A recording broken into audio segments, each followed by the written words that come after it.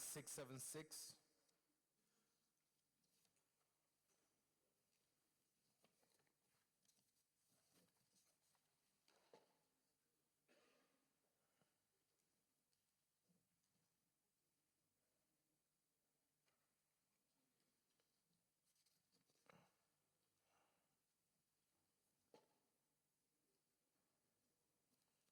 1677.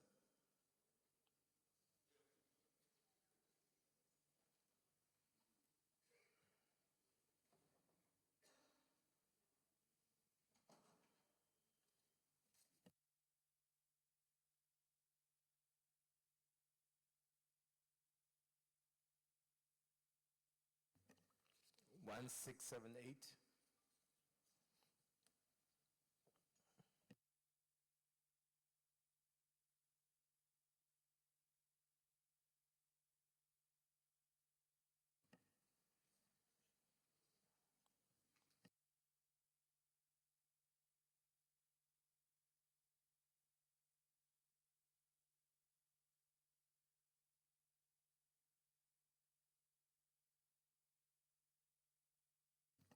1679.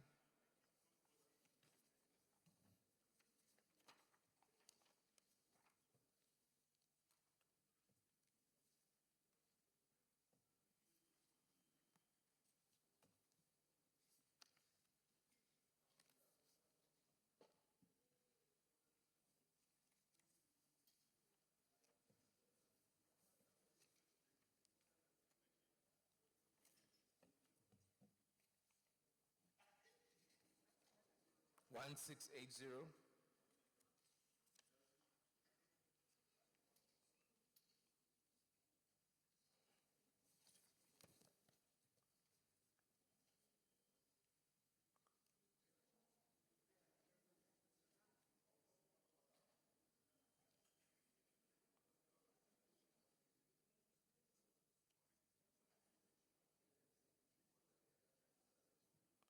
1681.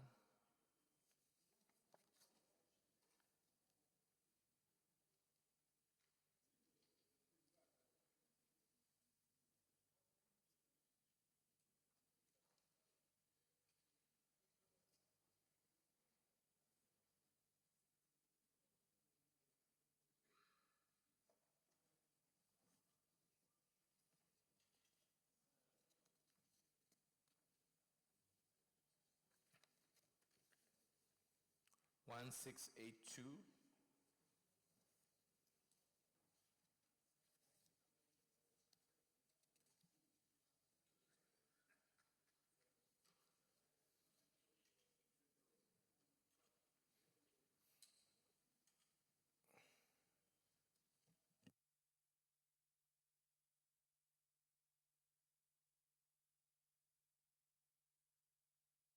1683.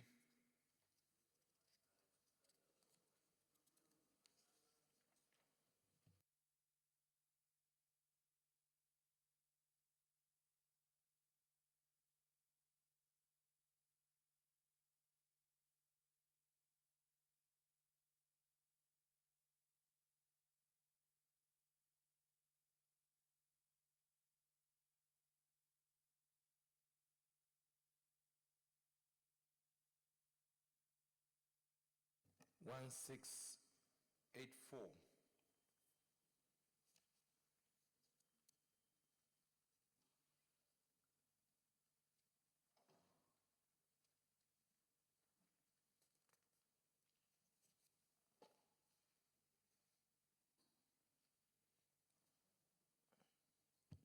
1685.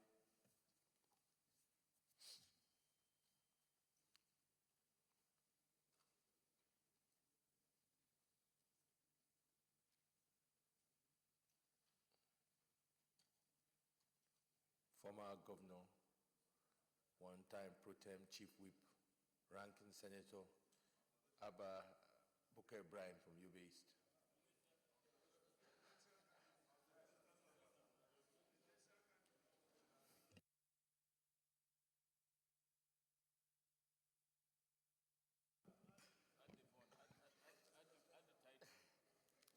President, sir, I am Senator Bukaraba Ibrahim, representing Yobe East Senatorial District. Former Governor, former presidential candidate. I rise to move that the votes and proceedings of Tuesday, the 2nd of May 2017 be adopted.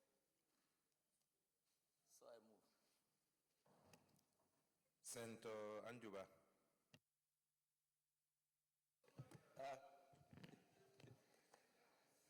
Mr. President, most distinguished colleagues, my name is Senator Anjuba, representing Anambra South Senatorial Zone. Mr. President, I rise to second that the votes and proceedings of Tuesday, 2nd of May of 2017 be adopted. So second.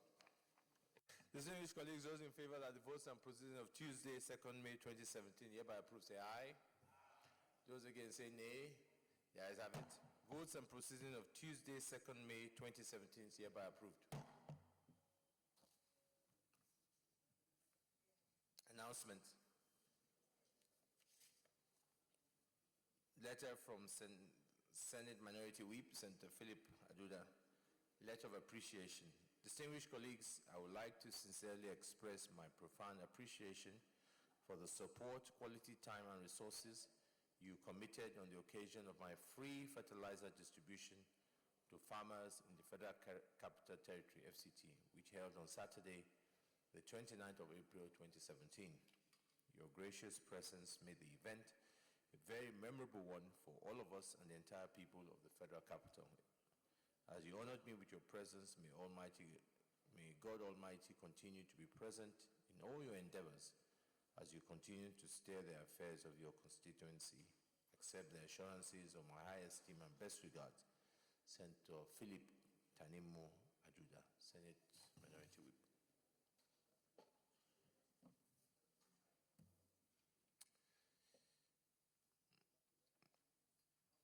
From Minority Leader Godswill Akpabio, PDP Caucus Senate Notice of Meeting.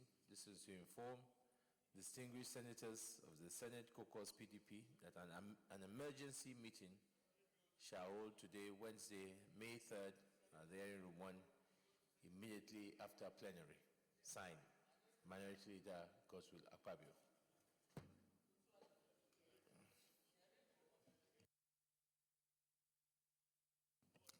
Petitions? Leader of the Senate. Point of order. Point of order, Deputy Senate President. Thank you, Mr. President.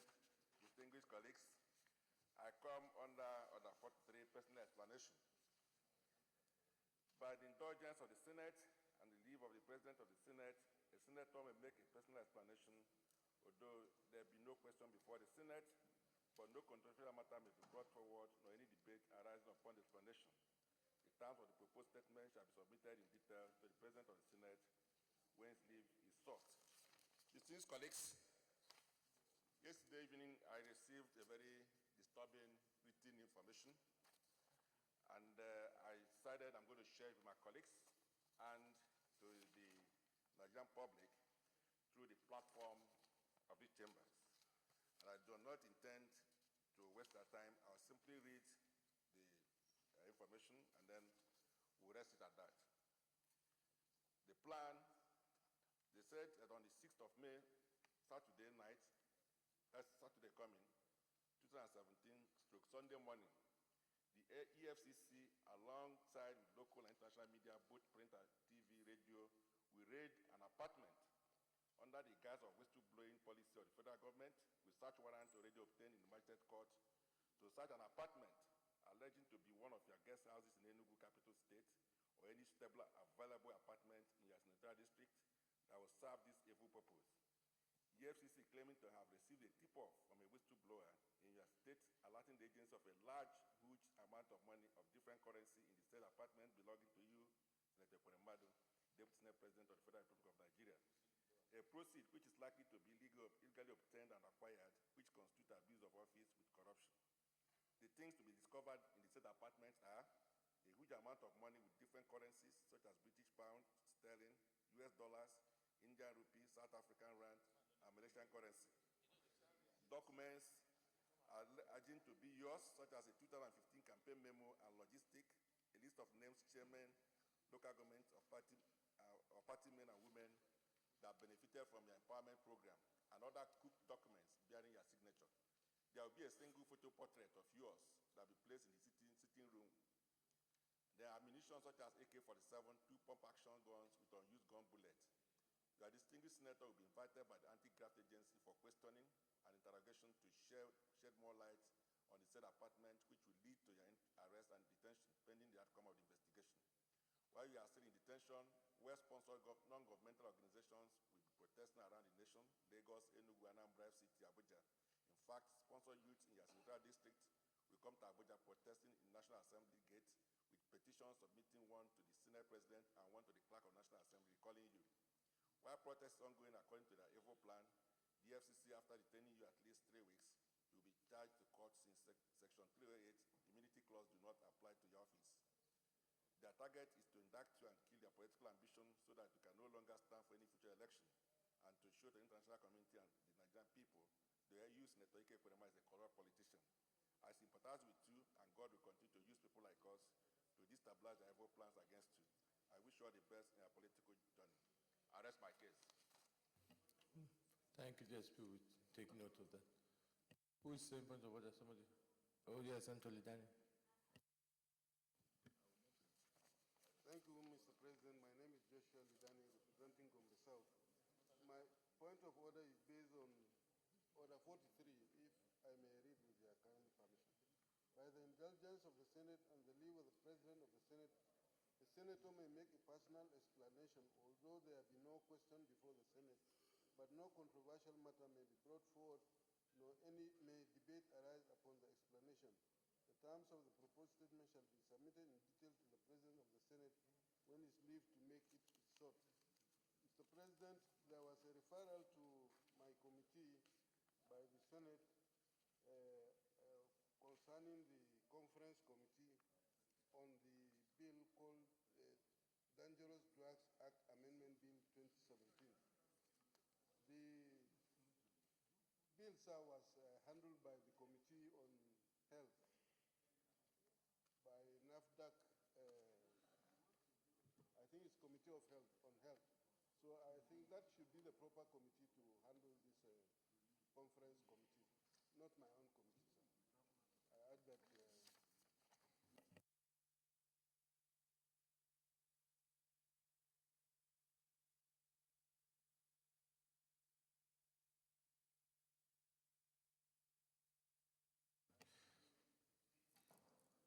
This seems that if you let me have the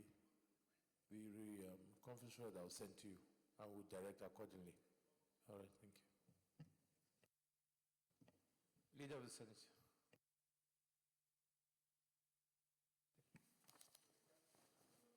Mr. President, very respected and distinguished colleagues, the first business of the day is the presentation of an executive bill standing in my name on the National Water Resources Bill 2017. Mr. President, you may wish to invite the Clerk of Senate to read the short title of the bill. Clerk of the Senate. Mr. President, distinguished senators, National Water Resources Bill 2017, SB 479, first reading. National Water Resources Bill 2017, SB 479, first reading taken. Leader of the Senate.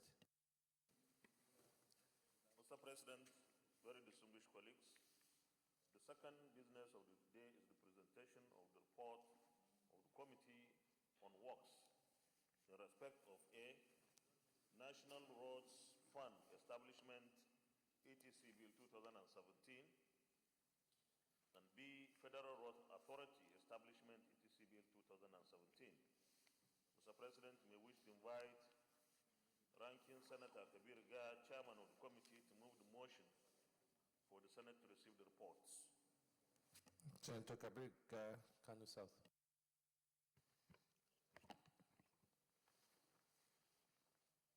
Mr. President, my distinguished colleagues, I am Kabir Ibrahim Gaya, representing the people of Kano South from Kano State. I would like, Mr. President, to move a motion that that the Senate do receive the report of the Committee on Works on National Road Funds Bill 2017 SB 218, and number 2, Federal Road Authority Bill 2017 SB 219. I move a motion that should lay the report. Senator Hope Uzodimma. Thank you, Mr. President. Distinguished colleagues, I remain Senator Hope Uzodimma. I represent the good people of Imo West. I rise to second the motion, ably moved by distinguished Senator Kabiru Gaya, Chairman, Senate Committee on Works, that the Senate do receive the report of the Committee on Works on A, National Roads Funds, etc., Establishment, etc., Bill 2017, SB 218. B, Federal Roads Authority Establishment Bill 2017, SB 219. I so second. Distinguished colleagues, those in favor that the Senate do receive the reports of the Committee on Works on 1A, National Roads Fund Establishment, etc., Bill 2017, SB 218, and 2, Federal Roads Authority Establishment, etc., Bill 2017, SB 219. Those in favor say aye. Those against say nay. The ayes have it. Senator Gabriel, come and lead the report.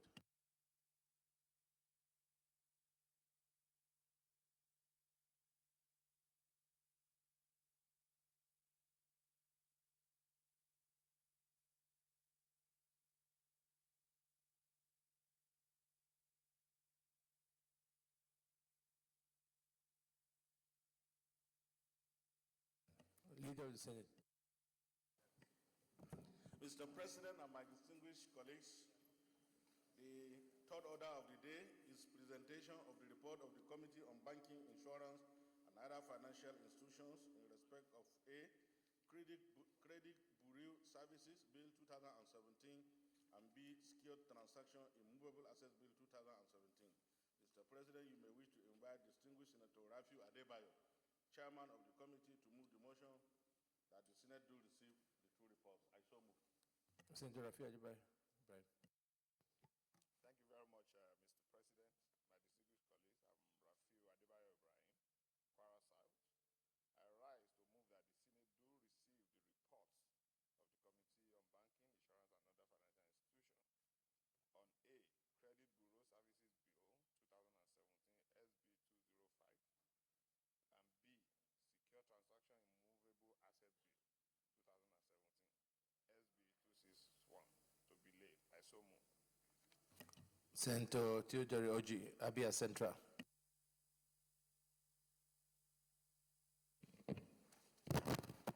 Your Excellency, the Senate President, my very, very distinguished colleagues, my name is Senator T.A. Oji. I represent the good people of Abia Central worldwide. I rise to support the motion moved by my able colleague that the Senate should receive the report from the Committee on Banking and Insurance and other financial institutions, A, Credit Bureau Services Bill 2017, and Secured Transactions in Movable Assets Bill 2017. I so second. Those in favor that the Senate do receive reports of the Committee on Banking, Insurance, and other financial institutions on the Credit Bureau Service Bill 2017 SB 205 and Secure Transactions in Movable Assets Bill 2017 SB 261. Those in favor say aye. Those against say nay. The ayes have it. Senator Rafi Ibrahim, come and lead the two reports.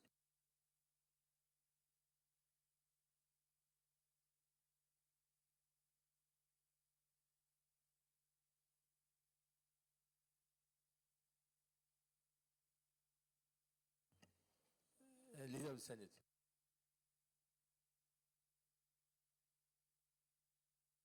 Mr. President and my distinguished colleague, the first order of the day is a motion requesting the Senate to consider the request of Mr. President, Commander-in-Chief of the Armed Forces of Nigeria, for the confirmation of the nominations of the following persons for appointment as ministers of the Government of the Federal Republic of Nigeria in accordance with Section 147, subsection 2 of the 1999 Constitution.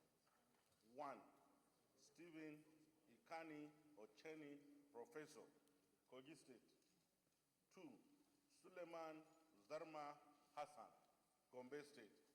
Mr. President and distinguished senators, in order to carry out this exercise in conformity with the standing orders, more particularly Order 17, floors privileges, I will move two motions. First, I move that the Senate do resolve into the Committee of the Whole to conduct the confirmation hearing.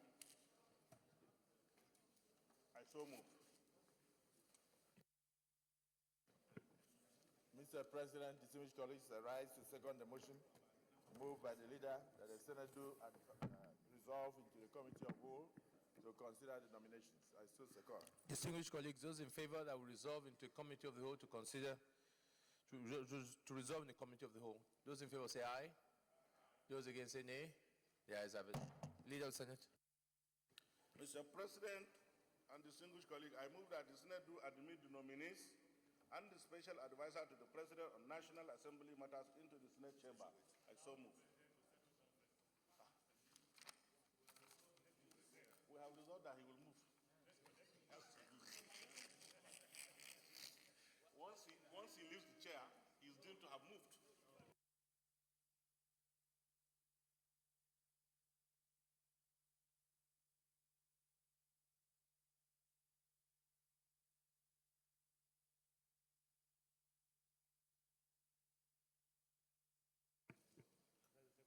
Mr. Chairman, distinguished colleagues, I rise to second the motion moved by the leader that the Senate do receive the special assistant to the President on National Assembly matters and the nominees into the chambers. I so second.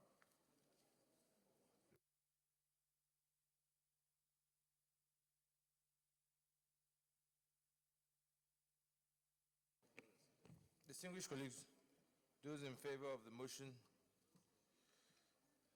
to admit the advisor into the chambers, say aye. Those against say nay. The ayes have it. Sergeant at Arms can bring in the... Okay, nominees? Let's motion again. Those in favor that we allow the advisor, nominees, and others that might be related to this screening in favor say aye. Those against say nay. The ayes have it.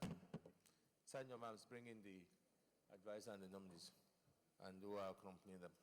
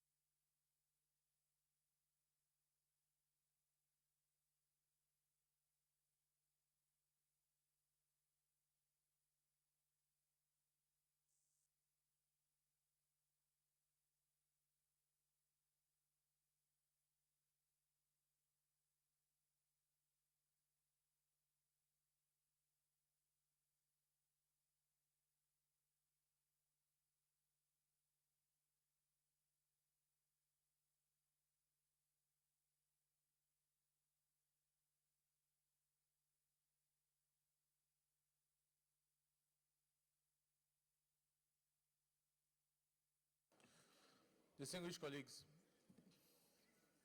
we have before us this morning, we have two ministerial nominees. One first nominee we have before us is Professor Stephen Ocheni from Kogi State. Welcome.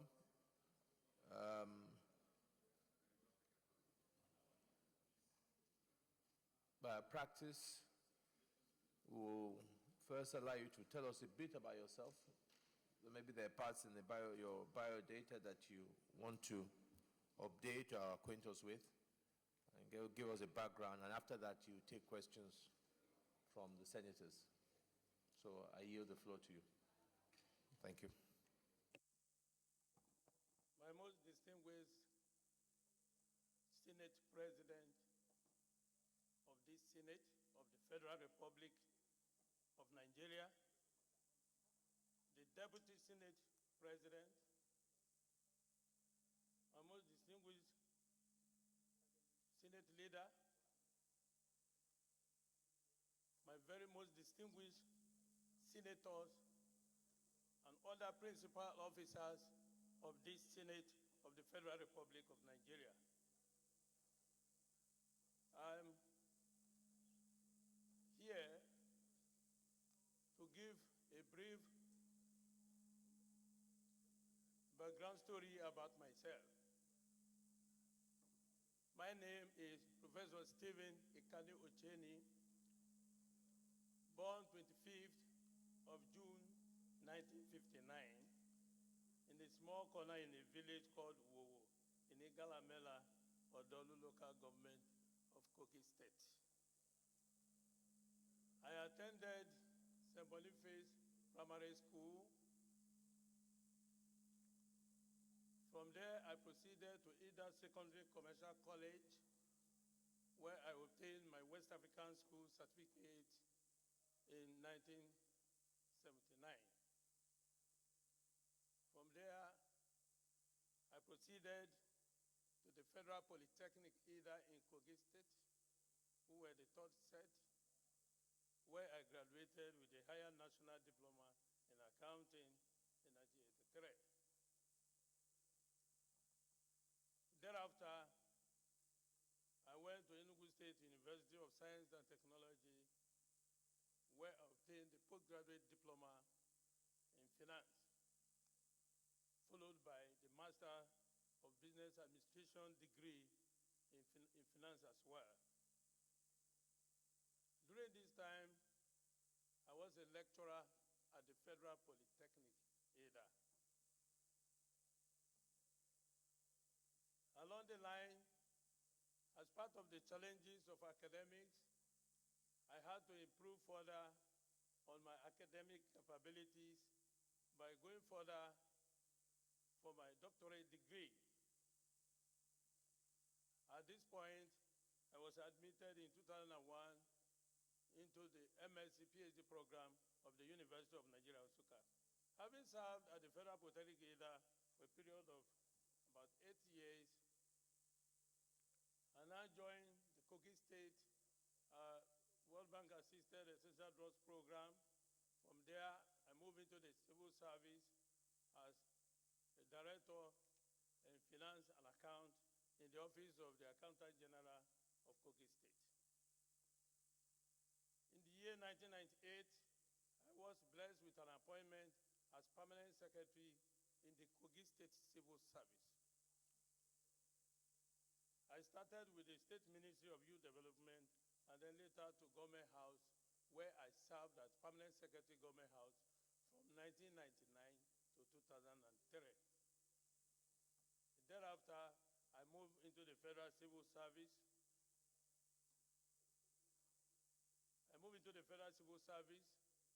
In 2003 as Deputy Director, from where I was promoted to the position of Director of Finance and Account, where I served until the year 2000. I served as Director of Finance and Account in the Federal Civil Service until 2013, when I moved back to my original career in academics in the Kogi State University in the Department of Accounting. today up to this moment, I've been serving as a professor of accounting in the Department of Accounting, Kogi State University. Thank you, distinguished senator. Thank you very much. We'll now take questions. I think the part that the ministerial nominee just forgot to remind our senators is that Kogi is next door to Kwara. So when you are thinking of your questions, you have that in mind. You forgot to add that part. Senator Edoku, Kogi East. Thank you, Mr. President, my very distinguished colleagues. My name is Senator Atai Aidoko Ali. I represent Kogi East. Mr. President, first of all, I want to convey the message of my other colleagues from Kogi State, Senator Dino Milai and Senator Ahmed Ogembe. They are unavoidably absent. They are on official trip. They want me to convey to this Senate that they are in full support of our nominee from Kogi State. Secondly, the nominee, I've known him for a while. I've known him for like 15 years. I can guarantee him, I can vouch for him, Mr. President. Thank you, sir. Is there a question? Corrected, sir. Is there a bank guarantee? I have just two questions for the nominee this morning. First of all, no. No, I have two simple questions for him. Mr. President, I want to be protected. Okay, Mr. President, this distinguished Senate that said that I might not need to ask a question, that I should just ask him to take a bow and go. Okay, let me ask the question. Mr. President, I want to ask the nominee just these few questions. Mr. Nominee, looking at your CV, you're a professor of public sector accounting. You have served in Kogi State government. You chaired the ad hoc committee on fiscal responsibility, where part of your responsibility is to set the TSA, to establish the TSA to be operational and efficient. Now, my question is, what value are you bringing to the concept of single treasury account, TSA, as a key element of public financial management reform of the federal government, if you're given the chance? Secondly, what is the impact of the federal government budget reforms on public financial management in Nigeria? Just these simple questions.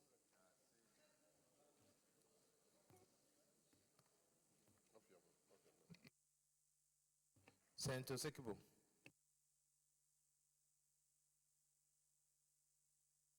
You gave him a good landing. Mr. President, I am Senator George Thompson Sekibo. I represent the Rivers East Central District. Mr. Nominee Professor Stephen Ochenyi, I think you have generally done very well. We need people like you in government who have vast experience. So I want to raise 4 simple national questions so that with your experience, you'll be able to advise us and perhaps advise the Federal Executive Council. If by the grace of God, you are confirmed today. Question number 1. After 103 years of amalgamation as a nation and 57 years as a sovereign state, over 80% of Nigerians still behave in this way, protecting his or her ethnicity or state. Do you think that with that attitude, Nigeria can one day become a homogeneous state? How can we work towards achieving that? Number 2, do you think that every Nigerian believes that we are indivisible and indissoluble entity as stated by our Constitution? when those at the top of leadership still protect people from the ethnic nationalities, appoint and employ people from sectors of the country without minding even the federal character principle in Section 14 of the Constitution. And when Nigerians, we are not from a particular region, live in a region with fear perpetually, when do you think and how do you think we can do out of this and come out safely as a people of one nation? Question number 3. Only you. With insecurity and uprising in the country, insecurity and uprising in the country are basic symptoms of non-cohesiveness, lack of confidence in coexistence, and lack of faith in oneness. Do you think that Nigeria, in their ethnic divide, are making such broad statements of expressing their lack of faith in Nigeria, lack of confidence in our coexistence, as demonstrated in the Boko Haram in the north, the militancy in the south-south, and the massive claim of getting a nation in the southeast, the Odua People Congress in the southwest? Do you think that with all these dissenting forces and near uprising in the country, there is a need don't you think that with all these dissenting forces and near uprising in the country, there is a need to see it as a country to redefine our mode of existence, either through a sovereign national conference or whatever name it will be given to? I will told the fourth question. Thank you very much, Mr. President. Your mic. I think I'll let you take those questions. Go ahead. My distinguished senators, starting with the first question. The Treasury single account, which was an assignment given to me in Kogi State, for which I have delivered a report, was the first question. The TSA and its impact on the public financial management reform. The Treasury single account is a major instrument of the implementation of that reform. The Treasury single account is all about a government accounting system whereby government resources are pooled into one account, just as the name implies. Treasury, government resources, financial resources. Single account, one account. So government before now has been maintaining fragmented system of public accounting system. And this has not helped the government. Rather, it has led to series of cases of lack of transparency, corruption in the system. But government, in realization of its responsibilities in this direction, which is also in line with the provisions of the Constitution of the Federal Republic of Nigeria, has decided to implement the TSA so that all government resources are pulled together. There is a purpose for this. The TSA, the single account, is designed to ensure transparency, consolidation, and optimal utilization of government financial resources. With this, it has contributed a lot to our financial management. We cannot be talking of public financial management when we are not even in control, we are not even in the know of what is available as our resources. Government before now takes loan. Government has been taking loan out of its own resources. How was this happening? You have a ministry, for instance. You have 3, 4 accounts, all for different projects, all for under different subheads. One subhead is empty, and there are crucial projects to be executed, probably provided for in the appropriation. And government is taking steps to go and borrow funds to execute a particular project, while the same government has sufficient funds in another account, but unknown to the same management of that ministry or MDA. But under TSA, this cannot happen. Government is in the know of its financial position at a glance at any particular point in time of the day.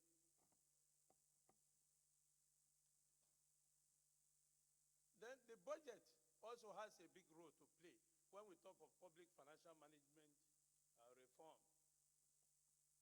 Why do we even prepare budget in the first place? That's a fundamental question.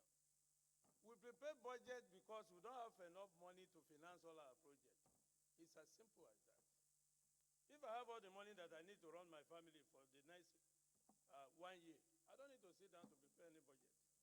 I will simply say, my wife, my children, whatever you need, just tell me, I give you the money. But no country is up to this task.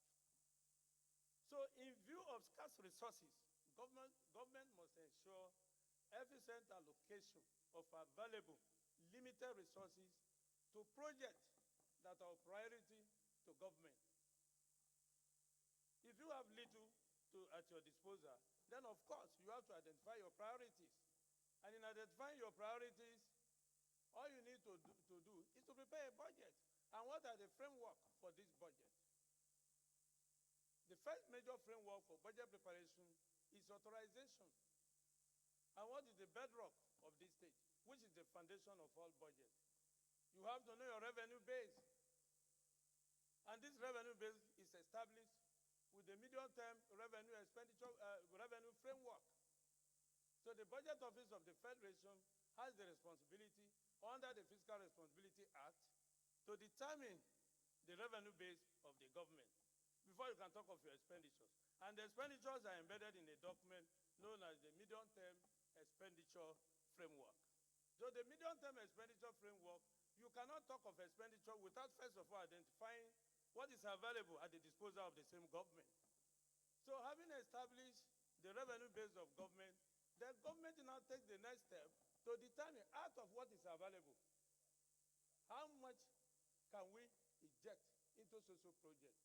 And that is where the decision in the medium-term expenditure framework comes in. And that is why we move to the next stage of the medium-term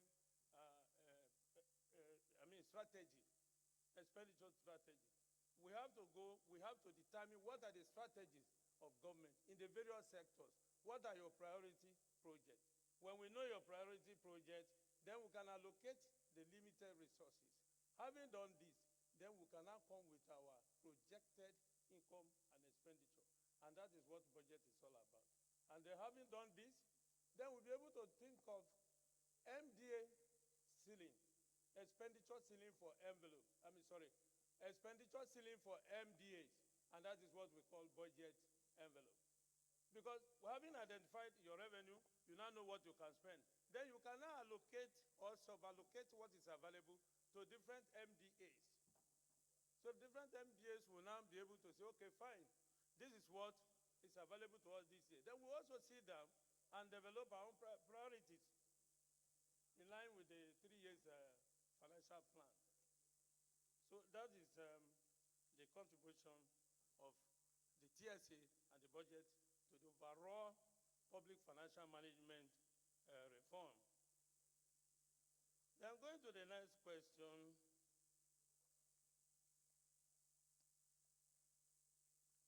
The other question borders on issues that have the sovereignty of our state.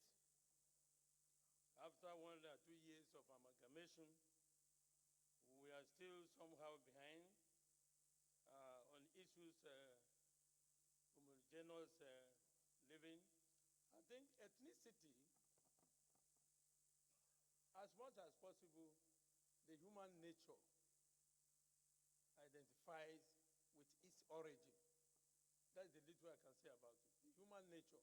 But in government cycle, we should be able, as much as possible, to know that the national agenda must be implemented for the benefit of the entire nation. We should not allow our differences as a result of our ethnic belonging to override our public interest in the implementation of government programs and policies. All right, Senator Aliru.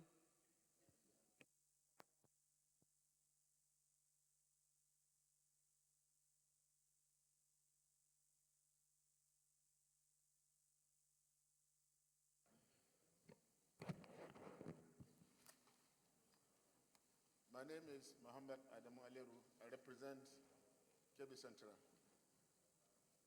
Mr. Nominee, having gone through your CV, seen that you have crossed virtually the civil service, the academia, and even the federal civil service. You are, by your academic profession, an academic expert or a financial expert. Nigeria is technically in economic recession. Should this Senate confirm you as member of the Federal Executive Council, what measures would you proffer to the Federal Executive Council to get Nigeria out of economic recession? Having served as a lecturer in the university and also in the polytechnic, one of the problems Nigeria is facing educationally is incessant strike action by lecturers. What measures would you propose to end the crisis in our university? Thirdly, you have served as ad hoc chairman of Fiscal Responsibility Commission. The budget of developing countries is supposed to be 70% capital, 70% capital, 30% for personal emoluments. Presently, Nigeria is implementing a budget at most 30% capital, at worst 10%, 15% capital, and all the rest end up as personal emolument and running cost.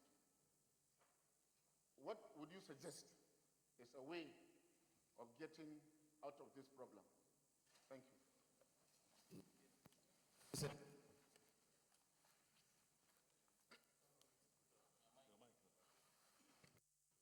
Thank you, Mr. President, distinguished colleagues. Prof, just two quick questions.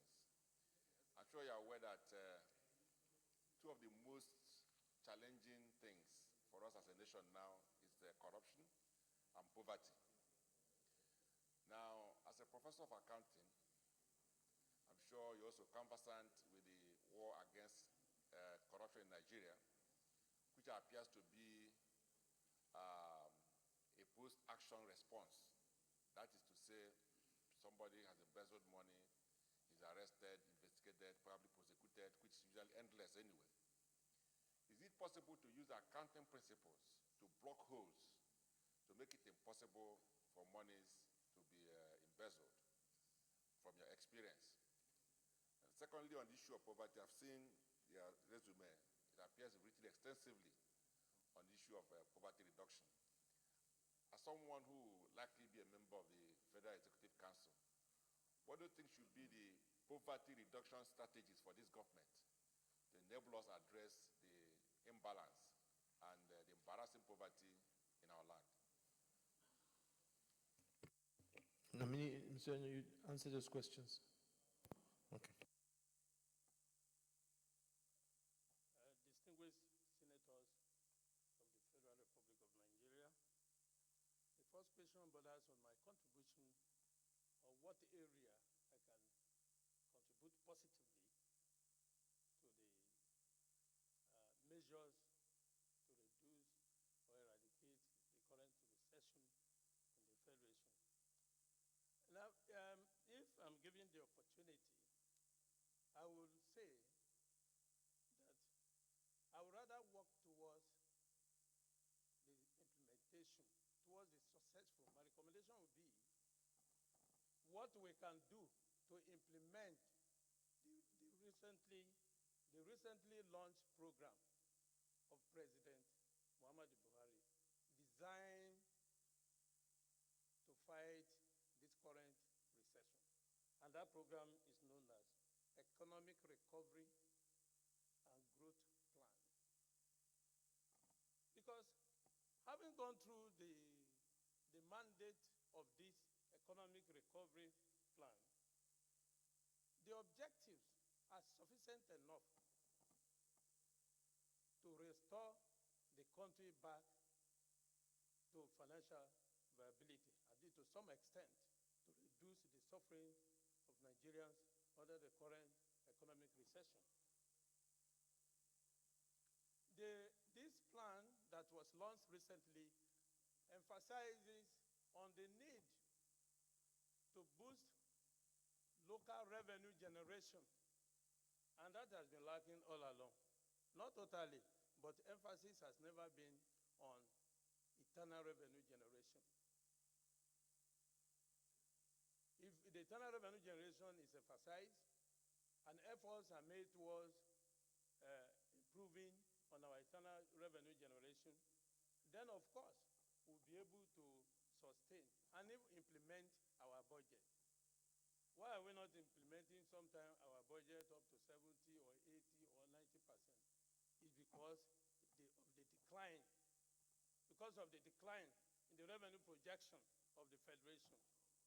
And that's mostly because of over-reliance on oil revenue. But in this recently launched plan, government is now emphasizing on the need to diversify towards boosting internal revenue generation. And another major aspect or component of this growth plan is the need for us to also improve our capacity to produce more of the oil, which we have relied on, by rehabilitating our local refineries. When this is done, of course, definitely we have increased our export capacity. And then, of course, that will lead to enhanced foreign exchange earnings. Then we'll be able to take care, in fact, the economy will pick up from there immediately. Then, of course, we have our small and medium-scale industries in order to boost local production. When we do this and we're able to improve on the overall GDP of the country, then I think our problem is getting solved gradually. Because if we can improve on the total production of goods and services within the country for a particular period, we can do this. We can even do this assessment quarterly or annually. Then, of course, we'll be able to attain a level of self-sustainability as a nation. Then, on the issue of strike action by lecturers, I think the situation calls for a kind of understanding by both parties.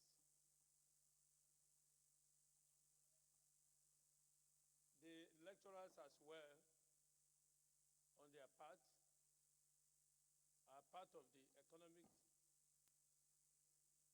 situation we have today.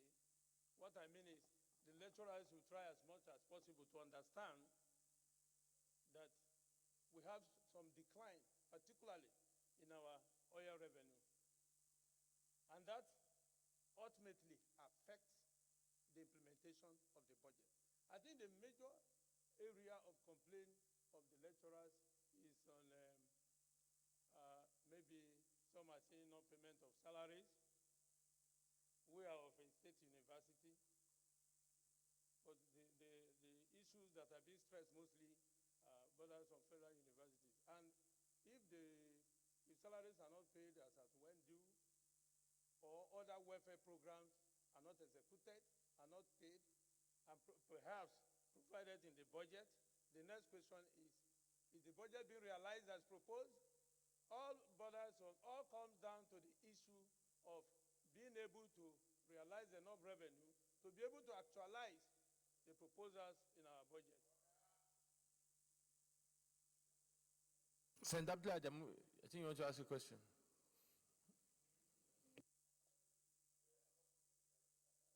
A very, very short one. That Yes.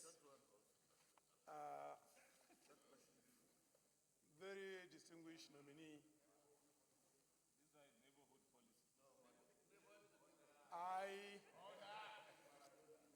I represent the people of Nasarawa West Senatorial District, probably the closest neighbor to the constituency the nominee comes from. If you permit, you can say neighbor to neighbor, you'll be right, and you'll be wise doing so. I have a very simple question. The nominee, as a nominee, you are being brought as successor to the late Mr. Ocholi, SAN, of blessed memory. My simple question to you is, how was the news of his demise as a potential public officer, or the one that you have been anyway, and now you're going to be asked to operate a higher level, how would you assess the receipt of the news of the demise of Mr. Ocholi? And what virtues have you seen in him or known about him that you will, by the grace of God, emulate and take that spirit to the National Executive Council and add value in whichever portfolio you are asked to serve?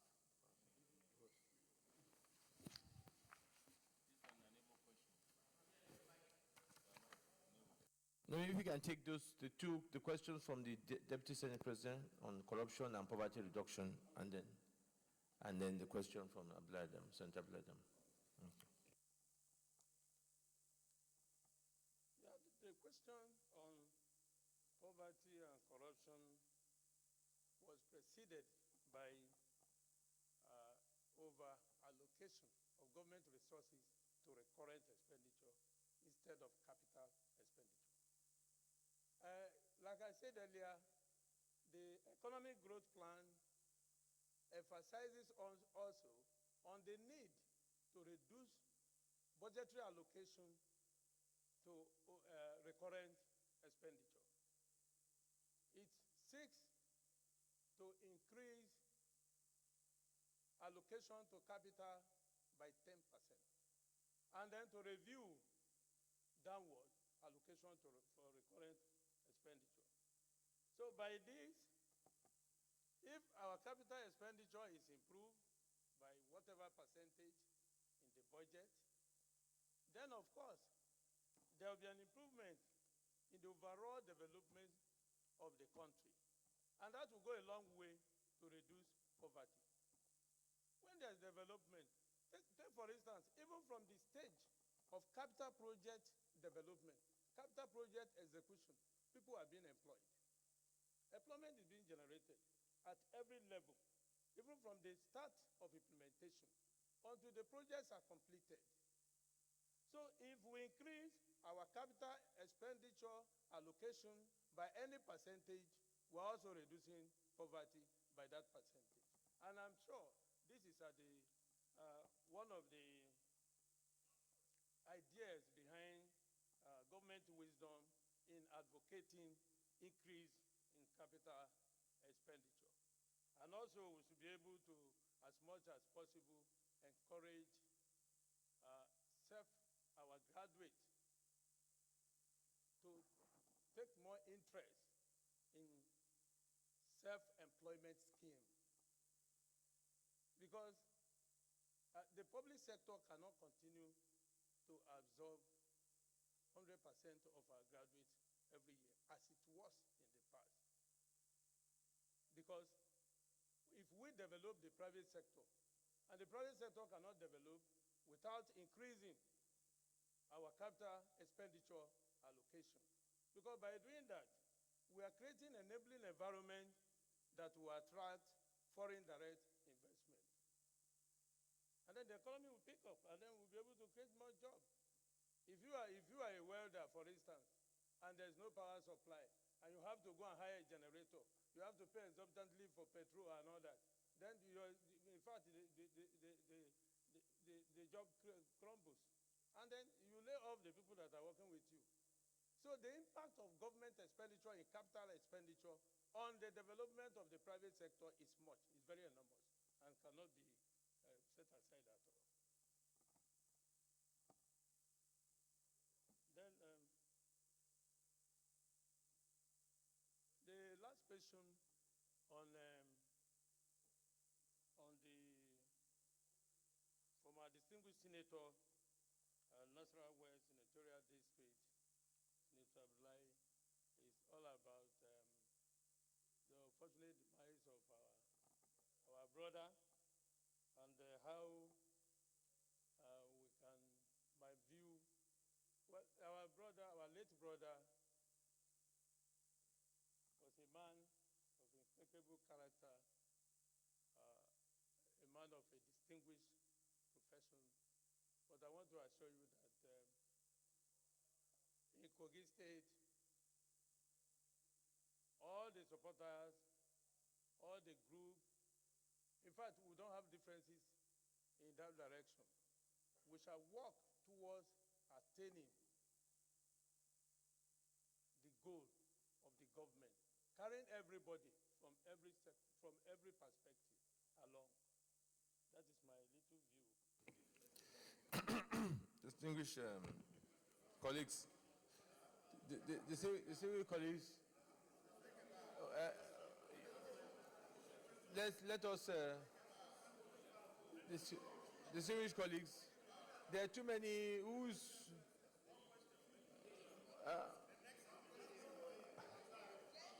gender. Senator Tinubu, gender, let's be gender sensitive. Senator Remi Tinubu, gender, you're not, let's be gender sensitive. Gender. Yes. Thank you, Mr. President. Thank you so much, Mr. President. Professor Ocheni, my questions are just two and quite simple. From your CV, I was just planning, assuming you are assigned to the Ministry of Employment, Labor and Productivity.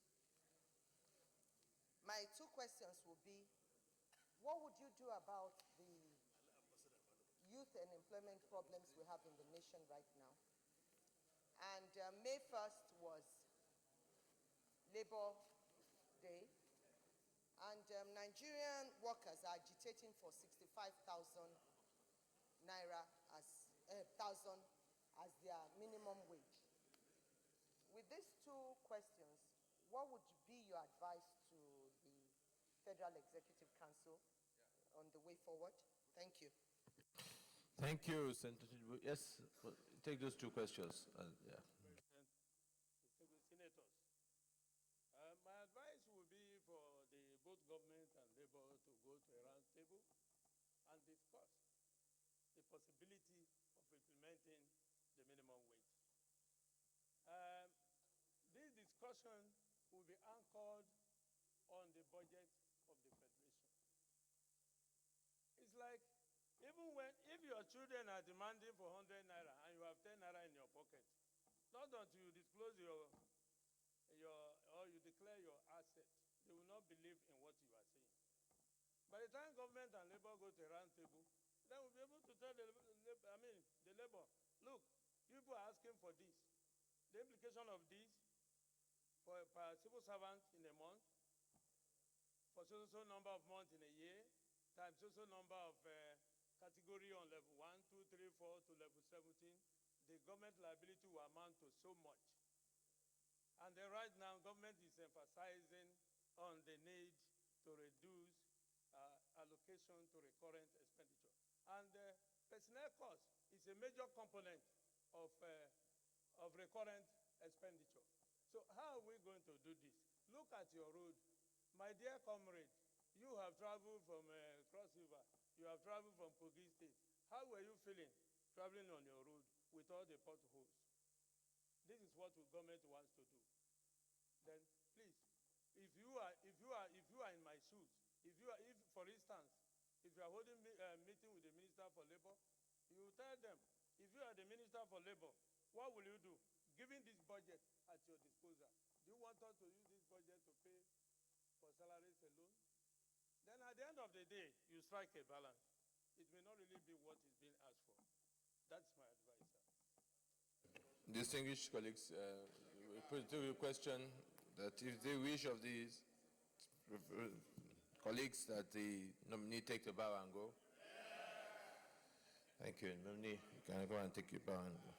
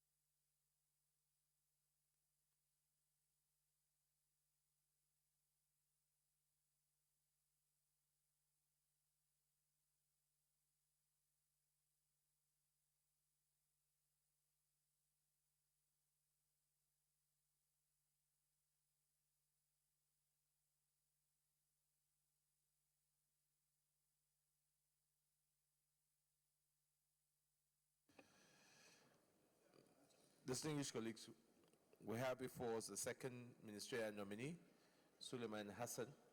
You are welcome. Congratulations for your nomination. You are before the Senate. We'll allow you to first spend a few minutes telling us about yourself, any part of your biodata that you want to make emphasis on, and then after that you take questions from the senators. Over to you. The Senate President, the Deputy President of Senate,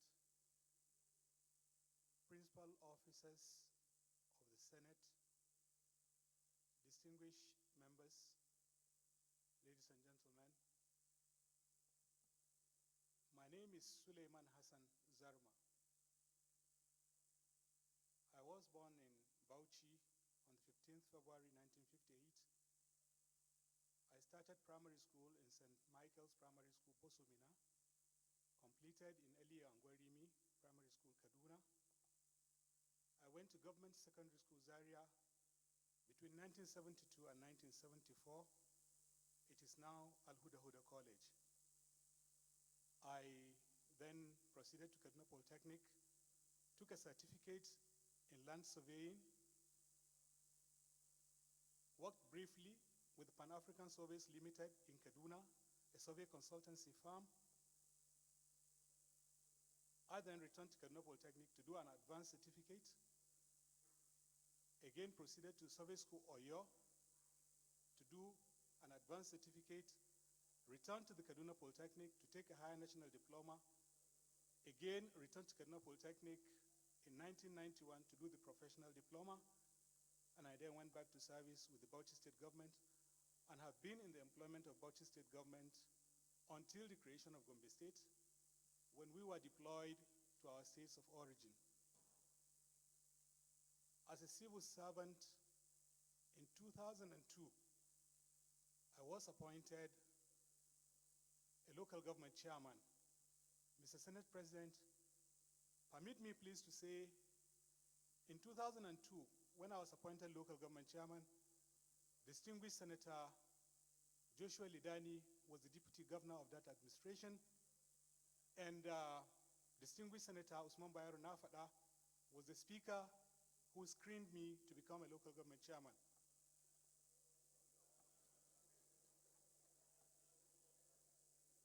I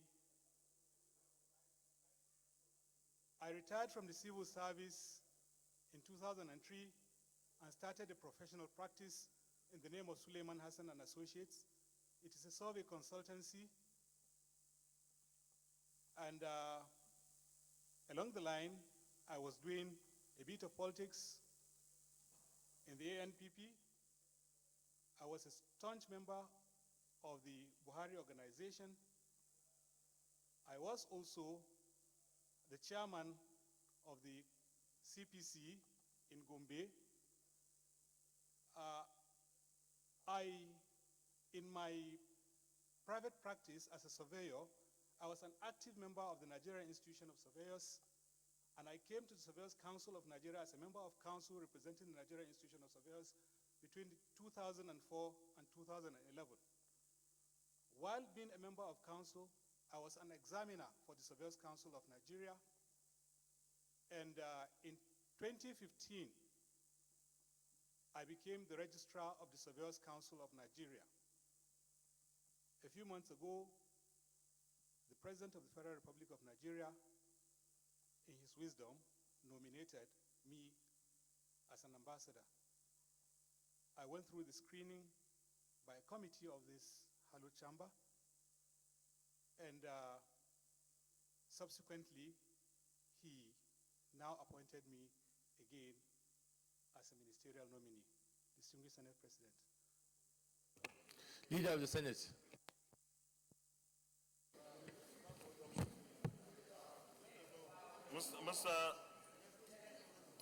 Mr. President,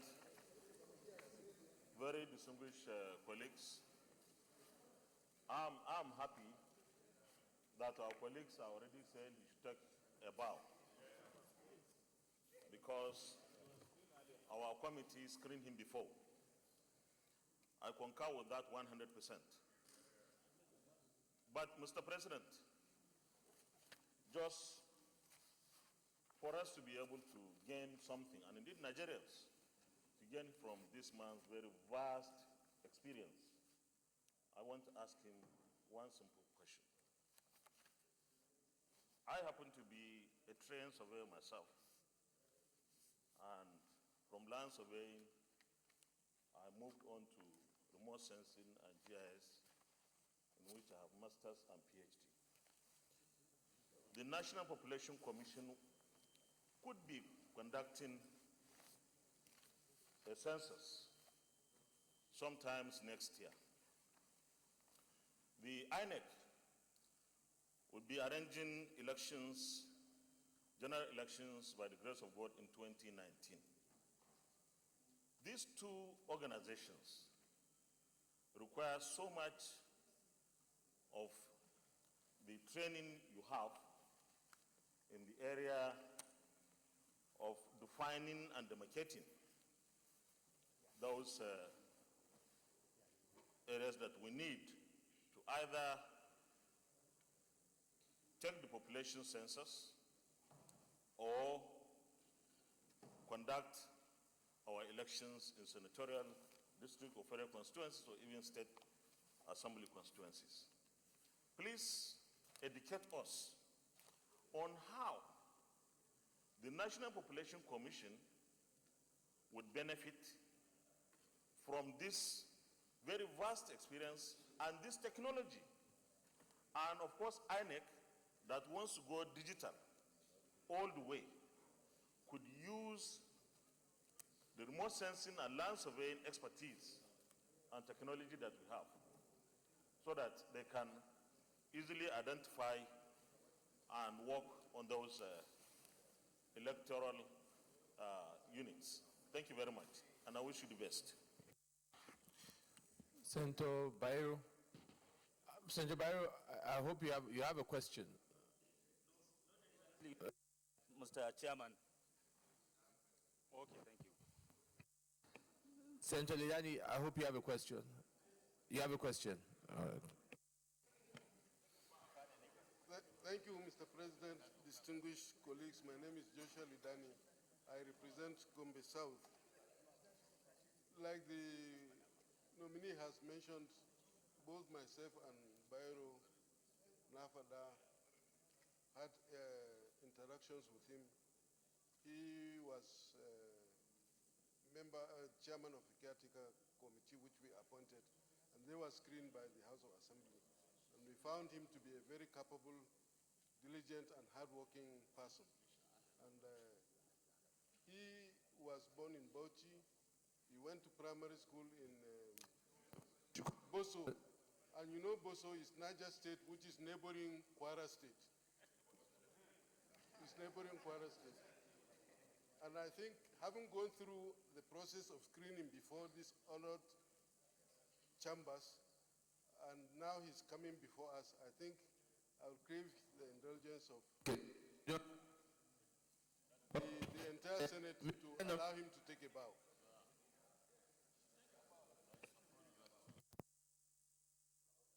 Now, Mr. President, sir, the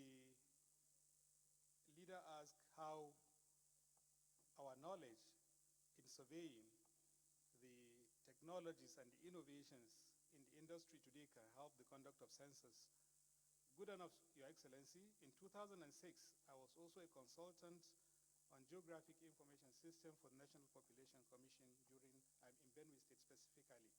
And they deployed those techniques that the leader was talking about. There were aerial photographs, and then we did enumeration area demarcation based on the satellite imageries. We were doing like thematic mapping. But what they did then was take a particular area, a particular polygon, calculate, conduct an actual census on those polygons, and then replicate the numbers in the polygon so generated in a whole area. That was how that was used then. But now, the technology has gone further because we have real-time imageries that can even pick people or can pick density of people depending on the software that is used and the satellite imageries that are used. So I think this can be used both by INEC and NPC simultaneously. Now, sir, this brings to the question of cutting costs in governance, because one item used by the National Population Commission can also be used by INEC for their own purposes. Distinguished colleagues, I think as we've all said, he has been here screened by the committee, but I think so that we can allow our minority leader to put his question, so we show that these nominees from the ruling party are nominees that are competent to take questions. So we'll take the question, and after that, I think we'll take one. Leader, the floor is yours. Well, Mr. Chairman, my distinguished colleagues, thank you for this belated opportunity to ask questions and contribute my quota towards the nomination screening. I'm sure the leader of the Senate is listening to what I'm saying. I believe strongly that one of the reasons why we do this public screening is because we want to tap from the brains and the experiences of the nominees for the benefit of the public. When we do it at committee stages, the public is not aware. But when we bring you up here, Nigerians will be listening to you. And then a lot of expectations will come from there. And then from there, you will educate them on what you are bringing to the table in order to improve the lot of this country and also contribute your quota towards nation building. So I wouldn't ask many questions because the preponderance of opinion is that you actually are well-versed and you are quite experienced. But I would just want to note from your own area of competence, and that is the aspect of survey. Today we have a lot of boundary crises across the length and breadth of the country. As a result of state creation and local government creation, there is hardly any state of the federation, there is hardly anywhere that you do not have community conflicts. Even from my state, we have problems. We don't have a boundary right now between Cross River State and Akwa Ibom. And people are dying almost on a monthly basis. You have sporadic and intermittent crises across the entire nation. To avoid loss of lives, there will be need for the federal government to take a decisive action of actually plunging into ensuring demarcation of all these boundaries in order to help to stop people dying. Sometimes people come from abroad and they run into this crisis and they lose their lives without even knowing why they are dying. So judging from your experience as a surveyor of repute and having worked, what would you bring to the table to assist the federal government to bring these issues to an end and ensure peace, which will also add to the development of the country? And finally, sir, the other aspect of ensuring that we bring more capital projects on the table for Nigerians. Not one minister can do it, so they will have to do it collectively. But one of the things I would want to suggest when you get in there is that there is no way we can deny pension and salaries to federal workers and ex-workers if we continue to go with the bloated size of the federal government. We have over 486 parastatals with directors general and all that. And by the time you go into recurrent expenses of all these parastatals, at the end of the day, the federal government will be left with 19 or 20% of its yearly revenue for capital projects.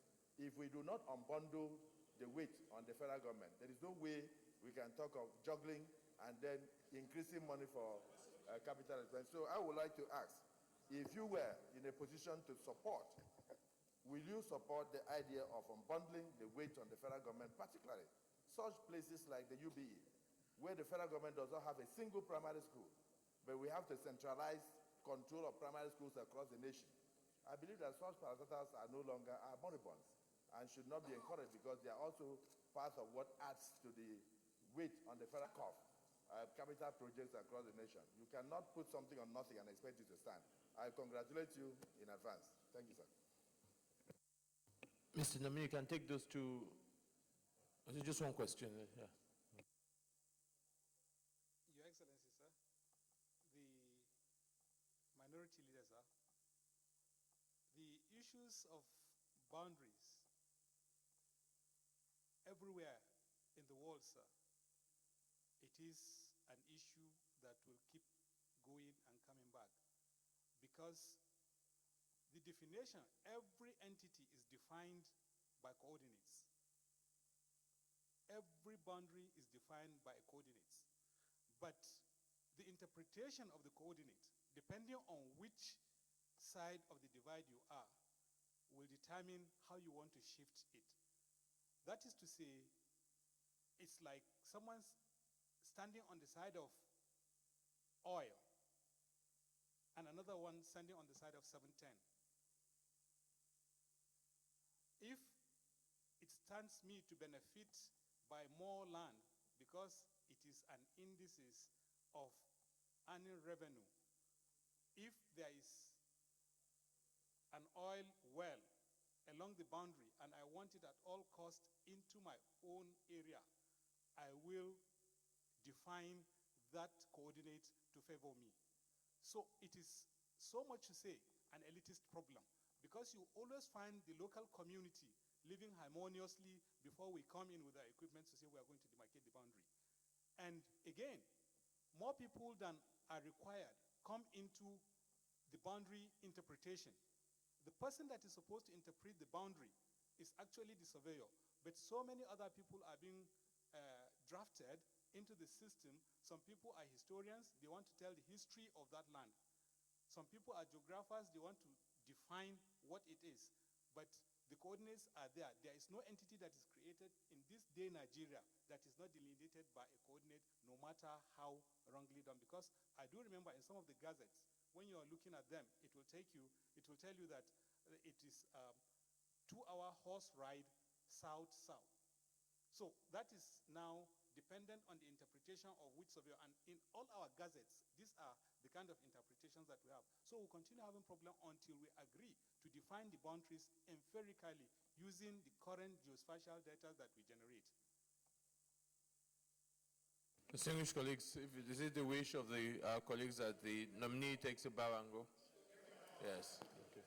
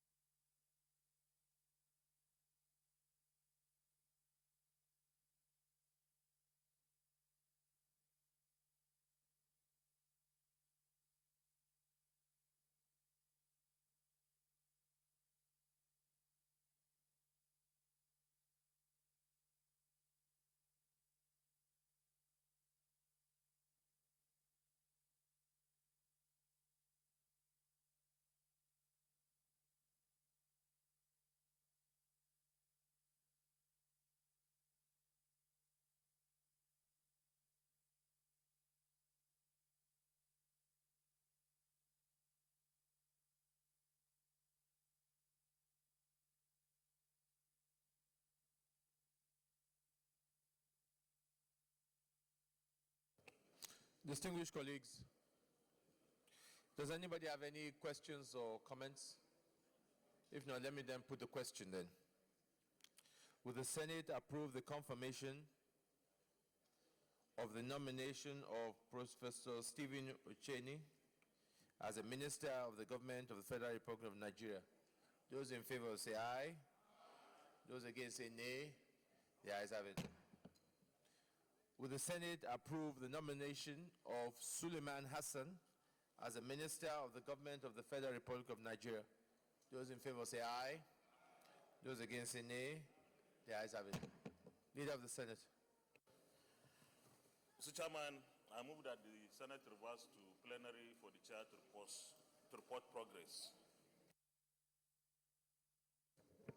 Mr. Chairman, distinguished colleagues, I rise to second the motion that the chair refers to plenary to report progress. I so second. Distinguished colleagues, those in favor that we revert back to plenary to report progress say aye. Those against say nay. The ayes have it.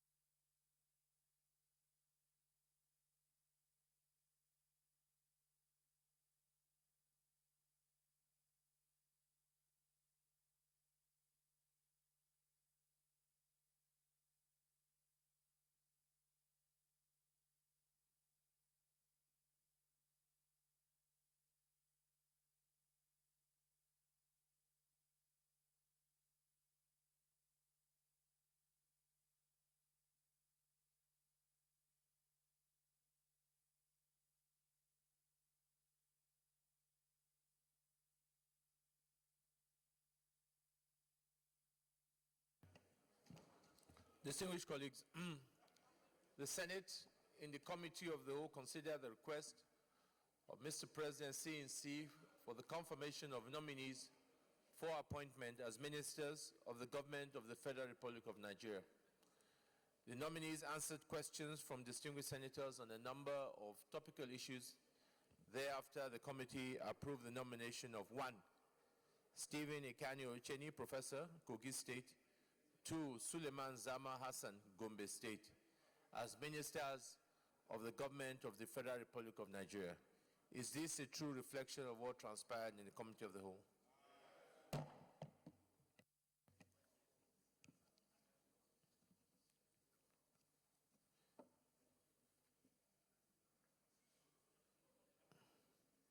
I now put the question.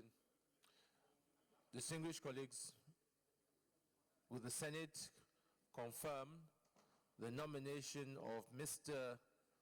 Professor Stephen Ikanyo Ucheni as a minister of the government of the Federal Republic of Nigeria? Those in favor say aye.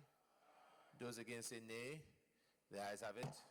The nomination of Professor Stephen Ikanyo Ucheni is hereby confirmed as a minister of the Federal Republic of Nigeria. Will the Senate confirm the nomination of Suleiman Zama Hassan as a minister of the government of the Federal Republic of Nigeria? Those in favor say aye. Those against say nay. The ayes have it. Suleiman Zama Hassan is hereby confirmed as a minister of the Federal Republic of Nigeria.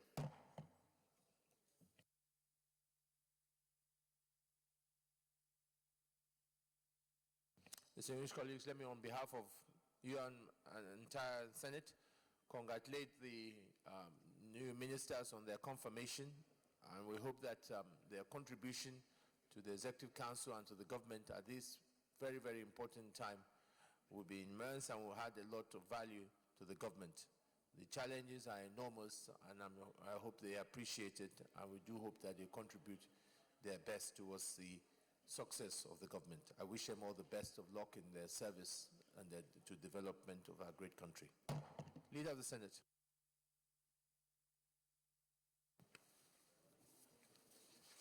Mr. President, very distinguished colleagues, the second order of the day is the consideration of the report of the ad hoc committee on the mounting humanitarian crisis in the Northeast. Mr. President, you may wish to invite Senator Shehu Sani to move the motion for the Senate to consider the report of the committee. Senator Shehu Sani.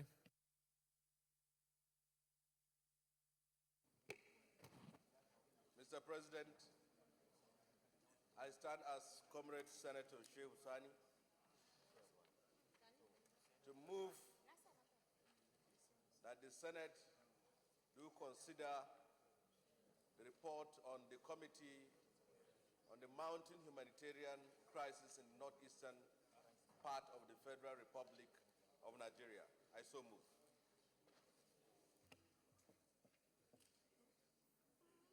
Senator James Manager.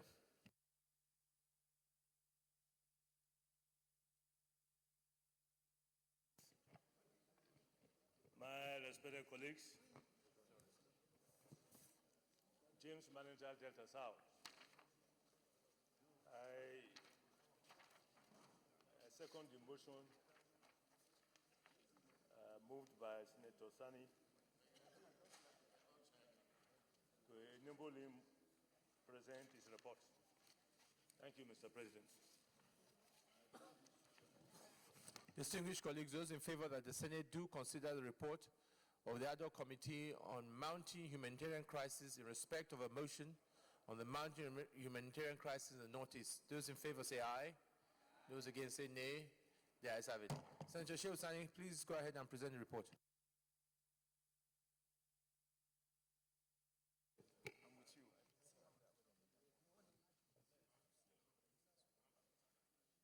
Mr. President, I thank you for this opportunity.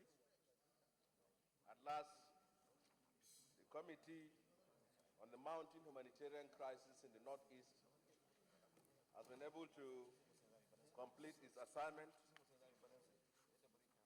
and we are here with a 45-page report, of which is humanly impossible to read all the reports from the first page to the last.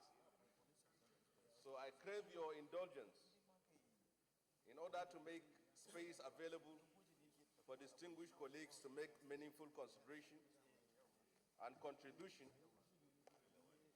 I would request that I skip the introduction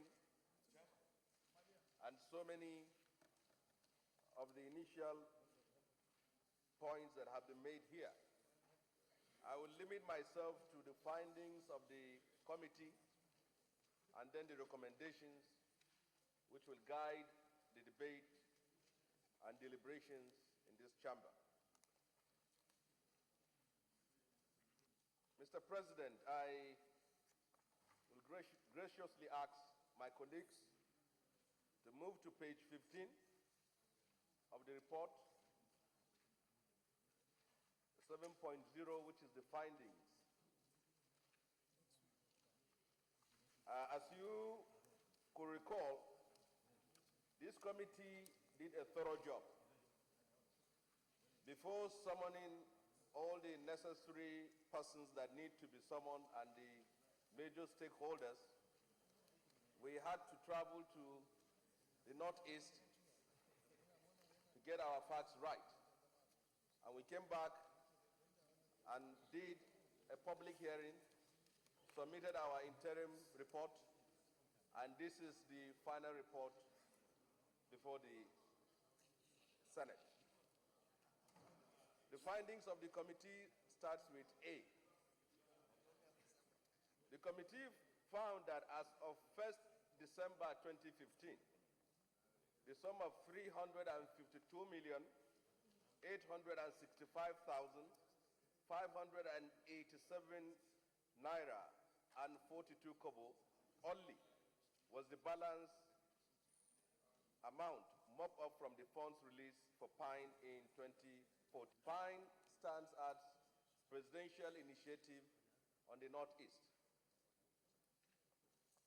B, between 16 November 2015 to July 18, 2016, the sum of 8 billion naira was further released to PINE, bringing the total release to 8,352,865,587 naira and 42 kobo only.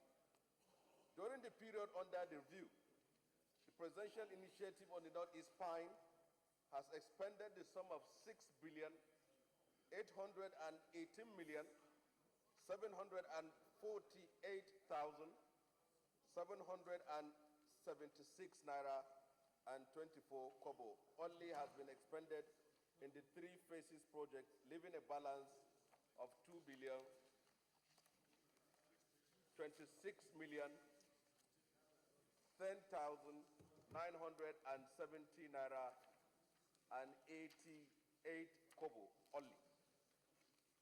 Below is a summary of the income and expenditure account of PINE, completed and ongoing projects for the Northeast from 8th of March 2016 to 18 September 2016.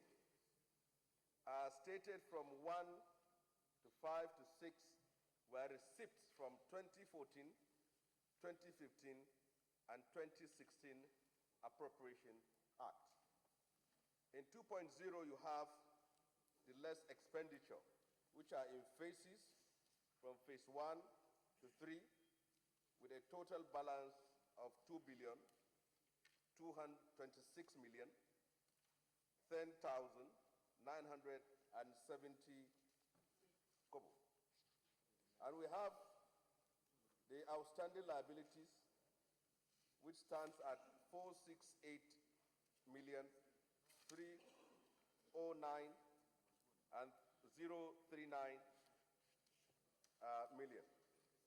The current expenditure, M&E project vehicles of our conferences is also stand as 1.3 billion.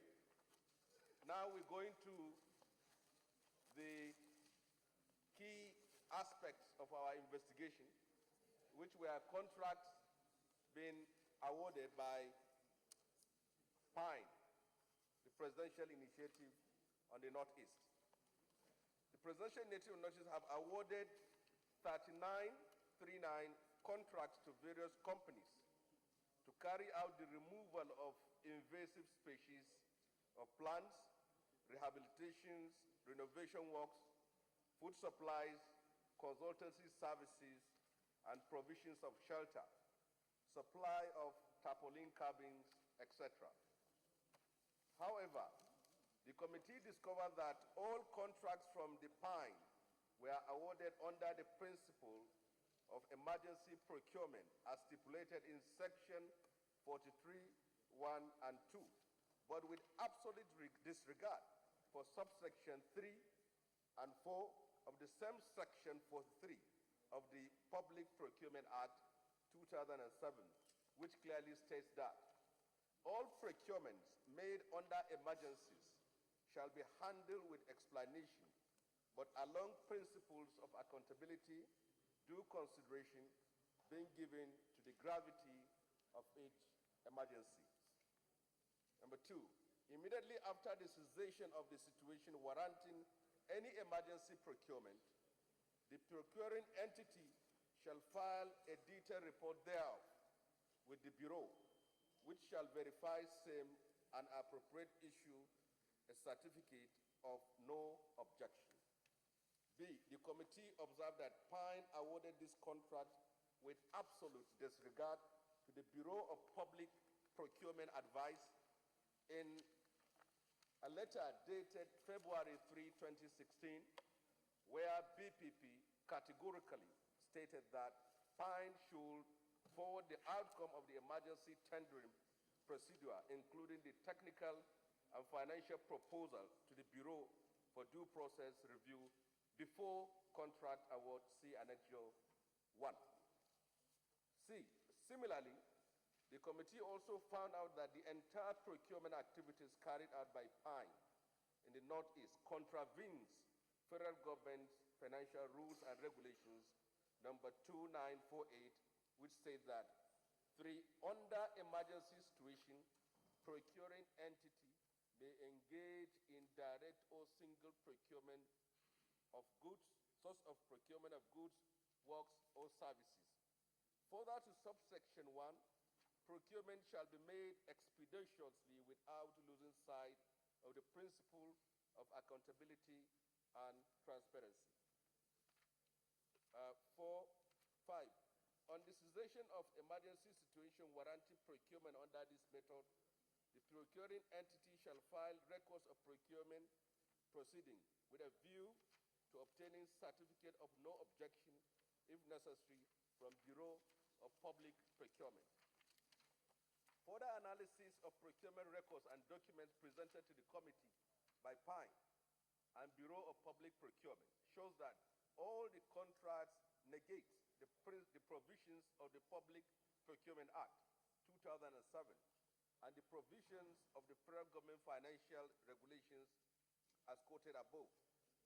E, that none of the bidders of all the contracts awarded by Pine possesses the mandatory requirement stipulated in Section 16 of the Public Procurement Act 2007 and were therefore not eligible to participate in procurement processes.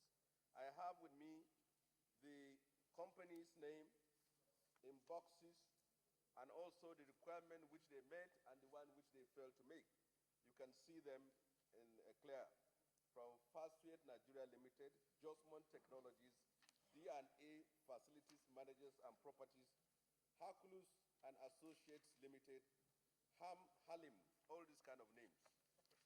UB Ventures, Green Cycle Continental Limited, Adamawa Bohol, Card Bell Resources Limited, Technocard Global Consult, TrueTech Engineering Consult and Services, Imbina Services Nigeria Limited, Quaila Ventures Nigeria Limited, Zigifto Ventures Nigeria Limited, Kalagu Dynasty Nigeria Limited, Salama Systems Limited, Roller Vision Engineering Limited, Aperion Nigeria Limited, Sahil Associated Consulting, Okrest Nigeria Limited, Damairo Nigeria Limited, Omruk Nigeria Limited, Lintex International Limited, Dantex Nigeria Limited, Raz and Hams Motors Emmanuel Global Enterprises, Prime Coast Engineering Limited, very innovative in names. You can see them in boxes. F, from the above, the technical evaluation analysis shows that all the companies that were awarded contracts were technically not qualified, going by the 6 pre-qualification criteria set out by the Public Procurement Act, the Bureau of Public Procurement, BPP. This suggests that some of the companies were incorporated for the sake of this contract. G, the evaluation conducted by Pine appeared flawed and showed that the evaluation committee either did not fully understand the process of bid evaluation, or they did it on purpose. For example, the chairman of the evaluation committee is an assistant director, administration. This is contrary to section 22.5 of the PPA 2007, which clearly states that the chairman of the evaluation committee should be secretary of the tenders board, who incidentally is the head of the procurement unit and ought to be an officer in the procurement cadre. This is in line with the Office of the Head of Service of the Federation Circular reference HCFS PSO 15513 of 31st of March 2008, which established the procurement cadre to implement procurement processes in ministries, departments, and agencies. The constitution of the evaluation committee did not comply with section 22.4, which stipulates that professional staff of a procurement entity shall be included in the evaluation subcommittee. For example, in the case of rehabilitation and renovations of schools and removal of invasive plants and mini immigration projects should not have been treated under emergency procurement arrangement.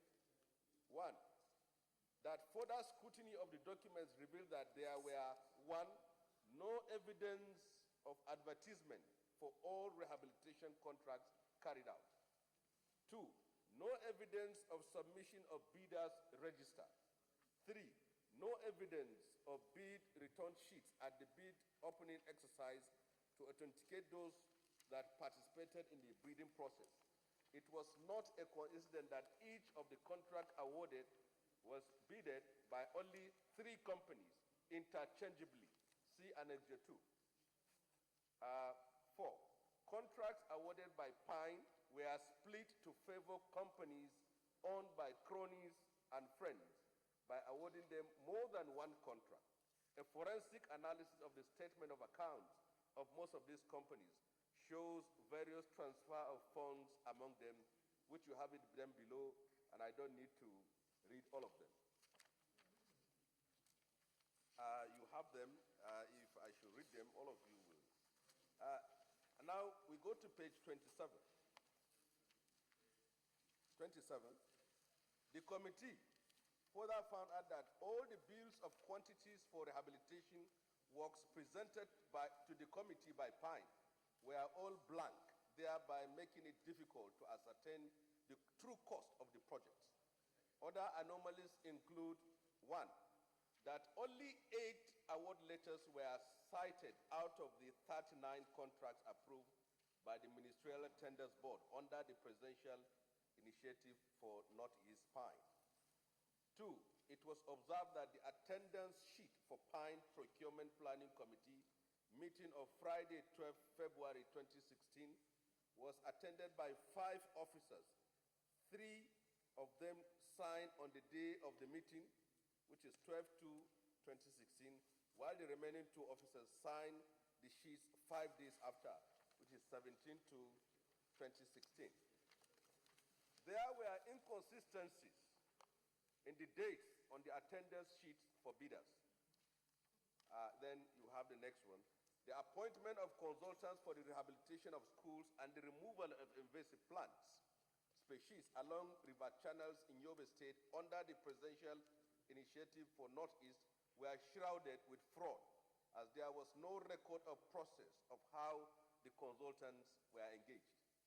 This is a clear violation of Section 44 of the Public Procurement Act 2007, which states that where a procuring entity wishes to procure services for its needs which are precise and ascertainable.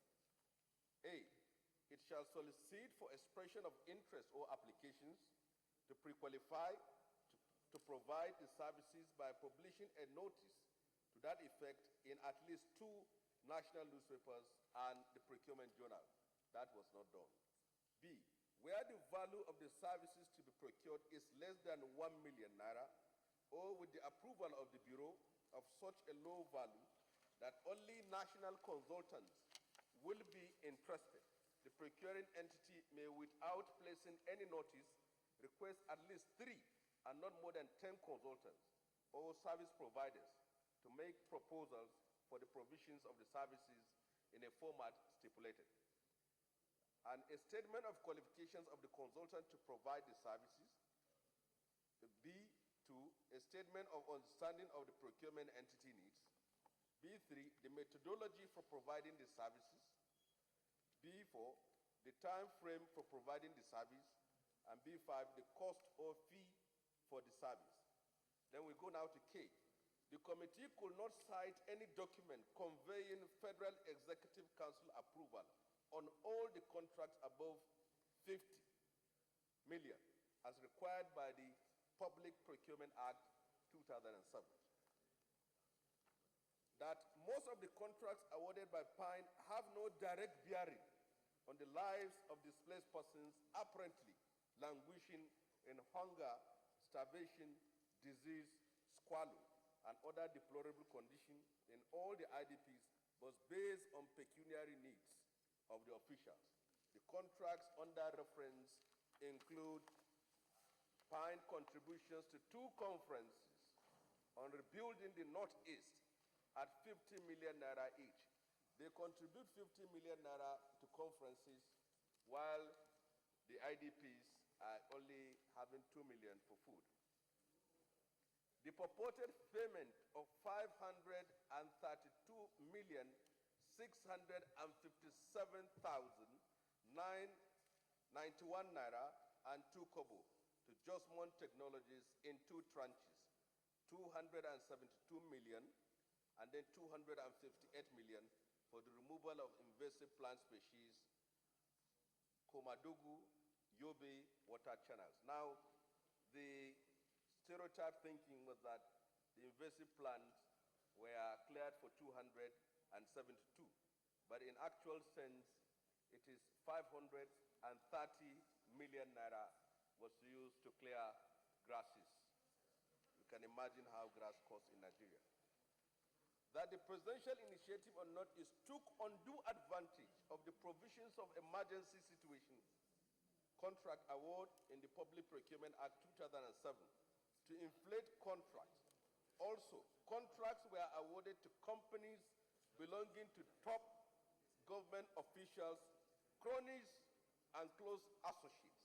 For example, Roller Vision Engineering, incorporated in 1990 with RC number 159855 at Corporate Affairs Commission, Abuja, to carry out information technology services anchored by Engineer David Lawal, the suspended Secretary to State Government of the Federation, was awarded consultancy contract for the removal of invasive plant species in Yobe State on the 8th of March 2016.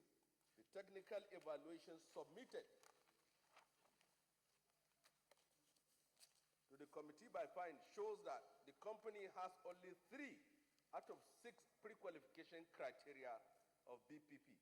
No evidence of PENCOM, no evidence of ITF, no financial form, no evidence of financial capability, no relevant technical staff, and no equipment lease and proof of ownership. All this no belongs to Rural Vision, thus making it technically unqualified to be awarded any contract as required by Section 16(6) of the Public Procurement Act 2007. It was also discovered that although Engineer Lawal Babachil resigned the directorship of the said company in September 2016, Central Bank of Nigeria has confirmed to the committee that he is still the signatory to the accounts of the company as at Wednesday, 15 February 2017, which shares the same bank verification number with his personal account and 13 other accounts in commercial banks. See Annex 3, BVN attached to the copy as late. In the course of its investigation, this committee observed that Roller Vision Engineering Limited has become a destination pool for companies that were awarded contracts by Pine and other government agencies to make payments into Roller Vision's account, which is clearly stated there in EcoBank PLC as follows. Now, these are the Adjustment Technologies. The company was awarded 2 contracts for the removal of invasive plant species, pine, at the contract sum of 222 million only. 258,132,735 naira. The 2 totaling 530 million was awarded to Justmon Technologies. Then made the following payments. The technology, the Justmons made the following payments to Roller Vision from Justmon to Roller. It's as follows. On 29th of March 2016, 8 transfers were made, and all the transfers that were made are all there on page 33 for your own perusal to see. And then we move now to page 34. Justmon Technologies Limited, as specified above, transferred over 317 million to Roller Vision Engineering Limited. See bank statement. All these transfers, lodgements were all in the bank statement and the details given to us not by the office of Sheikh Hussaini, but by the Central Bank of Nigeria. So this is all you have, which includes Messrs. Adamawa Drilling Boreholes, UB Ventures Limited is there, what they collected from it and how much they transferred to Roller Vision. The Birthday Brothers Multi-Services, these are all the funds, the monies they collected. Birthday Brothers Services Limited, these are all what they have collected. And then all in total is all in the annexure which you have. If you can move to page 37, we move to page, let's move to page 37. 37, diversion of greens. The committee discovered from both the EFCC and the Food and Strategic Reserve Department under the Federal Ministry of Agriculture and Rural Development that Mr. President approved the release of 10,000 metric tons, which is 333 trucks of maize to the IDPs in the northeastern states of Borno, Yobe, Gombe, Adamawa, Taraba, and Bauchi State. The distribution of the commodities to each state is as follows. You can see Borno 113 trucks, Yobe 70 trucks, Adamawa 70, Gombe 25, Taraba 30, Bauchi 25. The Federal Ministry of Agriculture and Rural Development delivered 293 trucks out of the 333 trucks. And there was a case of conspiracy, criminal breach of trust due to the diversion of 40 trucks meant for Borno State IDPs. 40 trucks were diverted, belonging to orphans and widows. By one of the transporters engaged to make delivery. The case was referred to the EFCC and the following findings came to the fore. Mass Multi-Concept Limited was awarded a contract by Federal Ministry of Agriculture and Rural Development for the transportation of 10,000 metric tons of maize to IDPs camp in northeastern part of Yobe, Borno, Adamawa, Gombe, Bauchi, and Taraba. The grains were to be lifted from federal government silo complexes in Jos Plateau State, Mina, Niger State, and Birnin Kebbi in Kebbi State, respectively. Mass Multi-Concept Limited engaged the services of Elephant Group. You can see the kind of names they are using. Elephant Group's Ideas Nigeria Limited, with Alhaji Adamu Bombay as managing director, for the transportation of 10,000 metric tons of trucks of maize to IDPs camp in the northeastern part of Nigeria. Number 4, a total of 249 trucks of maize were released to Alhaji Adamu Ado Bombay of Elephant. He's an elephant. Group Ideas Nigeria Limited from the federal silos in Jos, Mina, and Birnin-Kebbi. A total of 65 trucks out of the 249 trucks loaded from silos were diverted and did not reach their intended destination. In the course of our investigation, 6,500,000,000 cash, 2,300,000,000 draft, million draft were recovered as proceeds of crime. A total of 53 out of the 65 diverted trucks of grains have been recovered from suspects and delivered to National Emergency Management Agency's warehouse in the affected states. However, on 12th of January 2017, the Federal Ministry of Agriculture and Rural Development confirmed that with the intervention of EFCC, all the 40 trucks have been recovered and delivered. See annexure. Now we're going to the final phase, which is recommendation. From the findings of the investigation, the committee hereby recommends as follows. 1, that there is evidence of malnutrition, hunger, and starvation among the internally displaced persons. The federal government and states in the Northeast should, as a matter of urgency, see that food items, shelter, and other essentials are adequately and promptly provided to the IDPs in order to address the prevailing malnutrition observed among them. 2, that the issue of many out-of-school children in the IDPs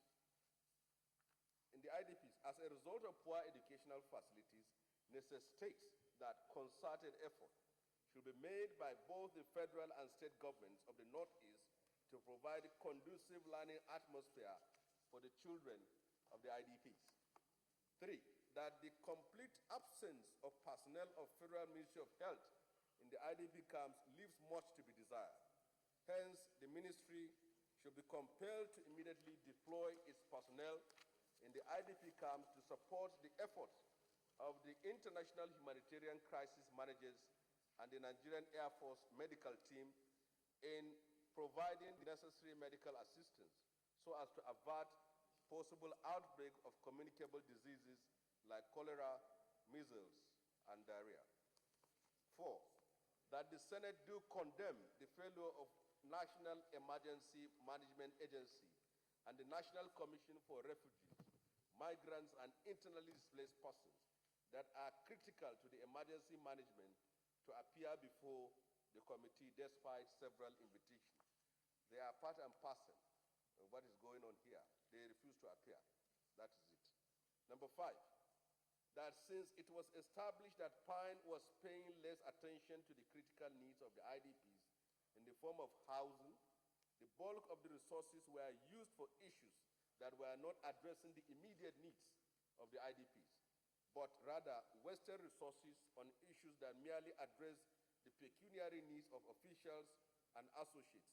Therefore, the committee recommends that there is a need for concerted effort to reorient the intervention effort to address the immediate needs, such as health, education, rebuilding of homes, infrastructure, and a secured environment. Number 6, that since one of the issues hindering the management of emergency situation in the IDPs is the lack of synergy and proper coordination among all humanitarian crisis managers in the IDPs, the committee recommends that the newly constituted Presidential Committee on the Northeast Initiative, PCNI, which is a new body, should ensure that there is proper synergy and coordination, and government should ensure that PCNI be manned by people of high integrity, and inclusive enough to accommodate the leaders of the various communities that are involved.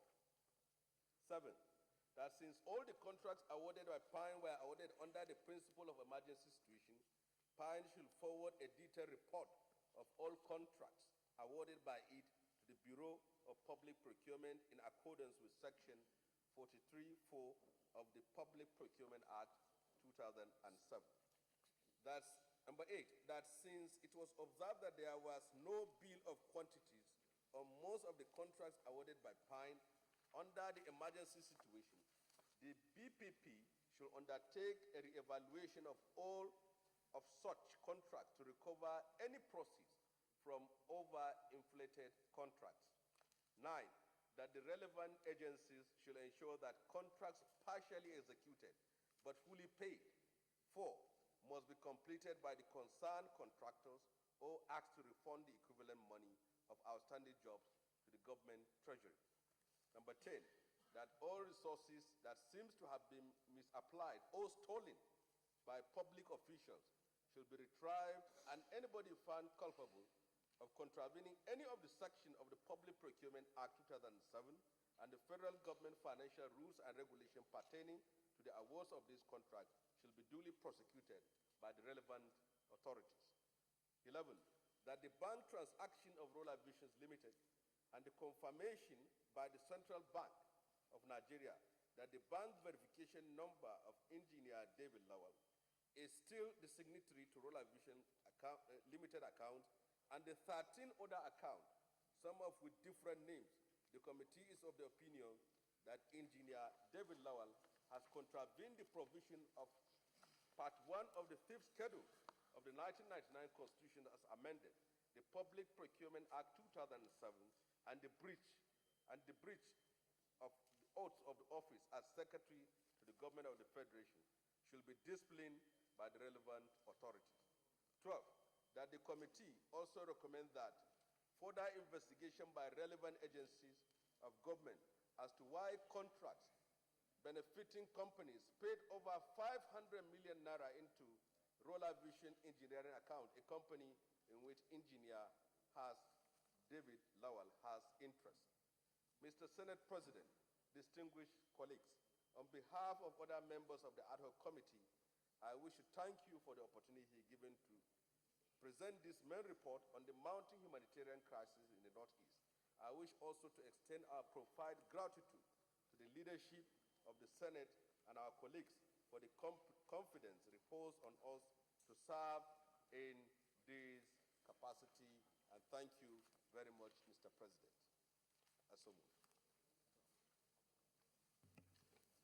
Fish colleagues, any comments or questions? Yes, Senator Nala. Thank you very much, Mr. President, and my distinguished colleagues. You see, today is a great day for this country.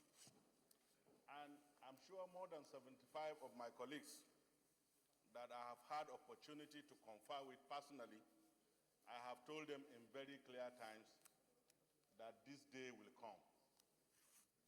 And what was my inspiration?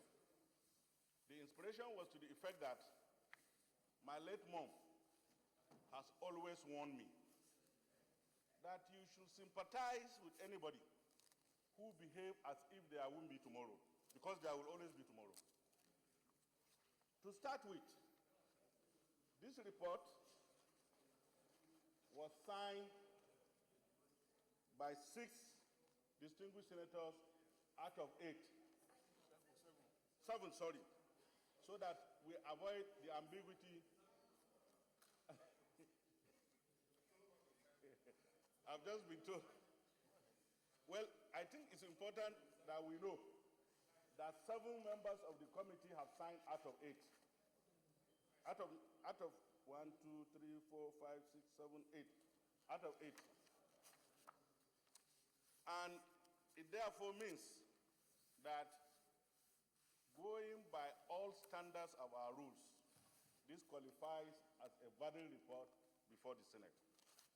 Now, a cursory observation, Mr. President, is to the effect that we have 25 companies, 25, and I'm going to name them based on the record, sir, who incidentally have the same MS, 25. And all of them, by coincidence, decided that the only place where they can bid for contract is Prudential Committee on Northeast. And they are MS Prime Coast, MS Josmon, MS Dantex, MS Esios, MS Greenstone,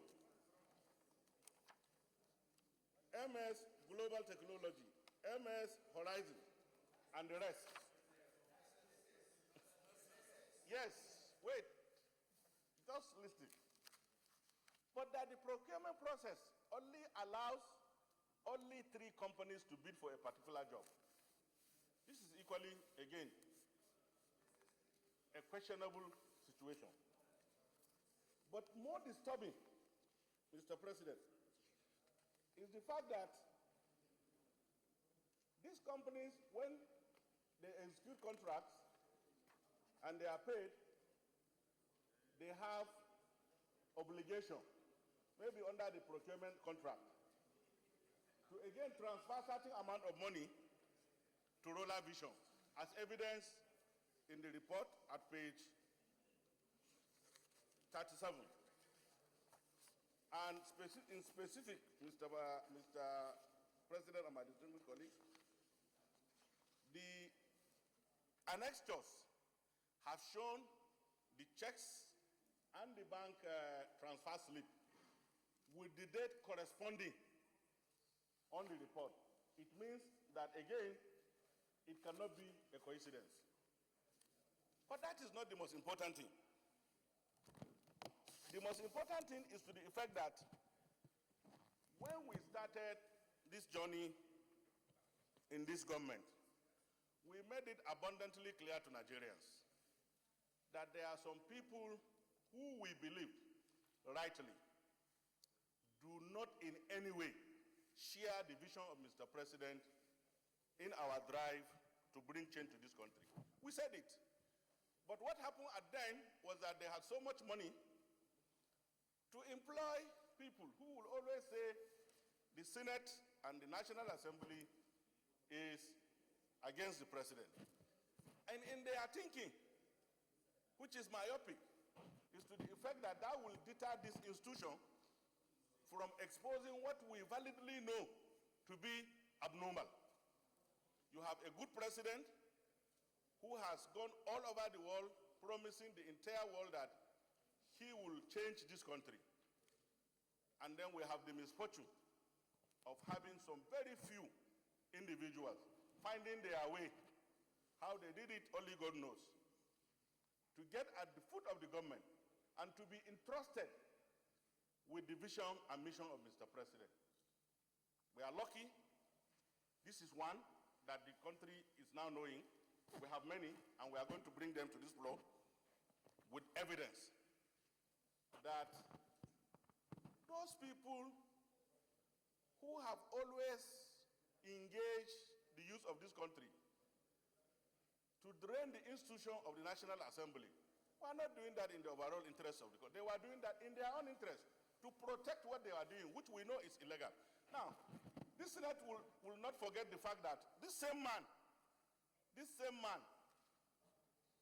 spent the best part of his life saying that even the ordinary boreholes that should be drilled for Nigerians in the various corners of this country is unnecessary. Borehole for 13 million. You are just providing consultancy to cut grass. You are taking 200 million.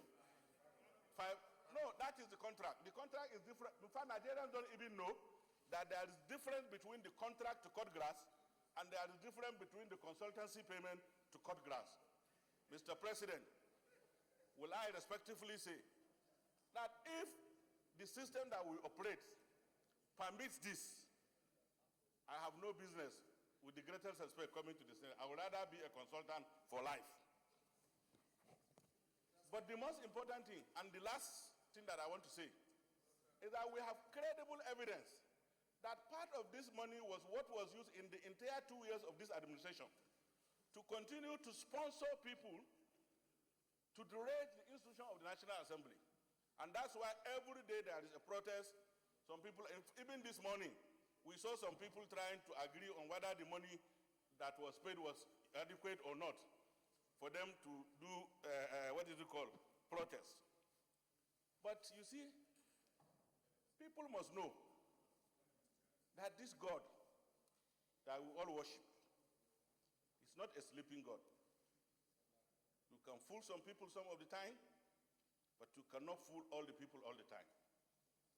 So the lesson for this report, which has moved from being a balderdash, with the greatest respect, on quotes, to something that has been solidly laid before the Senate, should be considered curiously with the, how do I put it, with the seriousness that it deserves. What it means is that every kobo that is allegedly spent without legal authority must be retrieved. And Nigerians must know that this money has been retrieved and recovered from all those who are involved in this matter, including those who have been taking the money to do demonstrations elsewhere for no just cause. Thank you very much. Senator Sekibu.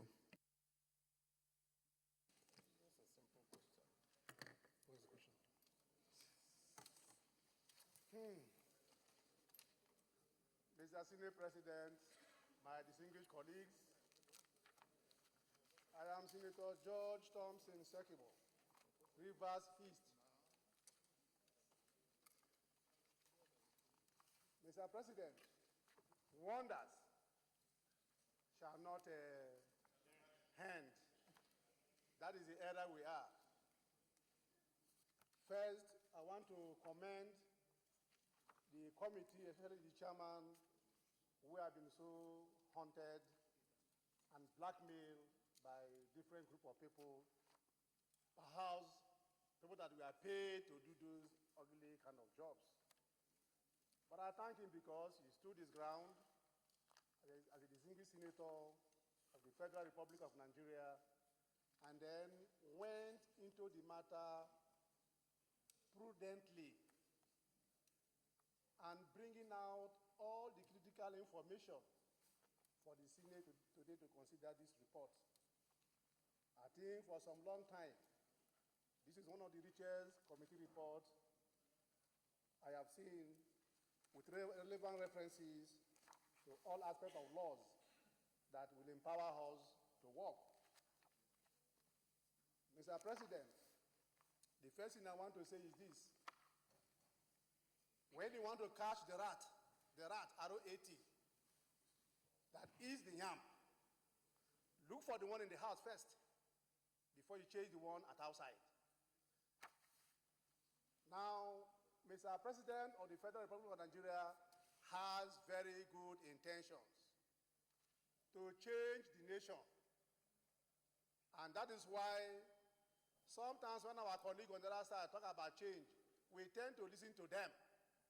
But to believe becomes difficult because those who are around him, many of them are inside, outside. That is where the problem comes. Going through the report, sir, I have seen page 19 to 21. For every man to get a contract, there are laid down pre-qualification conditions. And here you have so many companies that are presented before BPE, and virtually all of them were disqualified. Very few of them are qualified to, in the first place, tender for these jobs. Mr. President, I've read from page 23 to 27 and I've seen names of companies. So they look for the bill of quantities for the award of this contract. The papers of the bill of quantity are blank. Nothing we are written in the papers that will guarantee the award of the contract. The origin of a contract is that there must be a contractor, a registered a company name, that will satisfy certain laid down conditions by the procurement department. Now, they didn't qualify. They did not also actually have a bill of quantity for the jobs, and then they were awarded contracts. From the report, Mr. President, we observe something, that one particular person, Lawal, his signature with the BVN is confirmed from Central Bank, and that as money are paid to people, transmissions are also made to accounts that have to have relationship with him. I don't think we need to go to a little doctor again to find out whether these facts are germane or they are truth or not. I think one recommendation, maybe what we call it that one, because we cannot have the recommendation on the recommendation of the committee. Otherwise, I think that the first thing to ask for, let either the Nigerian police or whoever is in charge immediately arrest those who are concerned, and then, based on our investigation, do proper analysis and further investigation. But I want to also ask whether these issues that we've been crying about on this Northeast problem, whether the EFCC is not aware of it, whether in course of the investigation, first, whether the EFCC has done anything, whether they have asked any question to any of these people. Because this is a whistle that has been blown. The whistle has been blown. Now, they have blown a whistle. Money has been taken wrongly. Money has been paid wrongly. And then, the Senate, this one is the Senate committee blowing the whistle about the Senate. It's not me now. And then the EFCC has not asked any question. My thinking is this: having made this one public today, EFCC should also go into work immediately. Because if we don't do so, if we keep it for a longer period, it will turn to be what the Greek people say. If the hand of a monkey stays in a pot for a longer period, it will turn to resemble the hand of a man, and he cannot eat the monkey hand again. So I suggest that they go in immediately. The other aspect, Mr. President, of 8.6 billion naira released for this program, 530 million went into one man's account who is serving in government. And out of it, part of it was for cutting invasive grass. Which one is invasive grass? Cutting invasive grass. And the other point that the chairman did not include in the report, did they show you the portion of the area where the grass was cut and whether the grass was cut? Now, that is also another question I want to ask. But even if the grass was cut, over 200 for cutting grass, and then the other one, 230 million for, no, 250 million for consultancy. Consulting on how to cut grass. You want to cut grass. Primary school, we have cutlass to cut grass. Secondary school, cutlass. Now you are going to cut with what? That you need consultancy on how to cut grass. This matter is more serious than chasing all those other whistleblowers. This is an immediate whistleblowing because the whistle has been properly blown. Mr. President, I support the report, and I will stand by this report. Thank you very much. Any other comments, country? Yes, Senator Yai.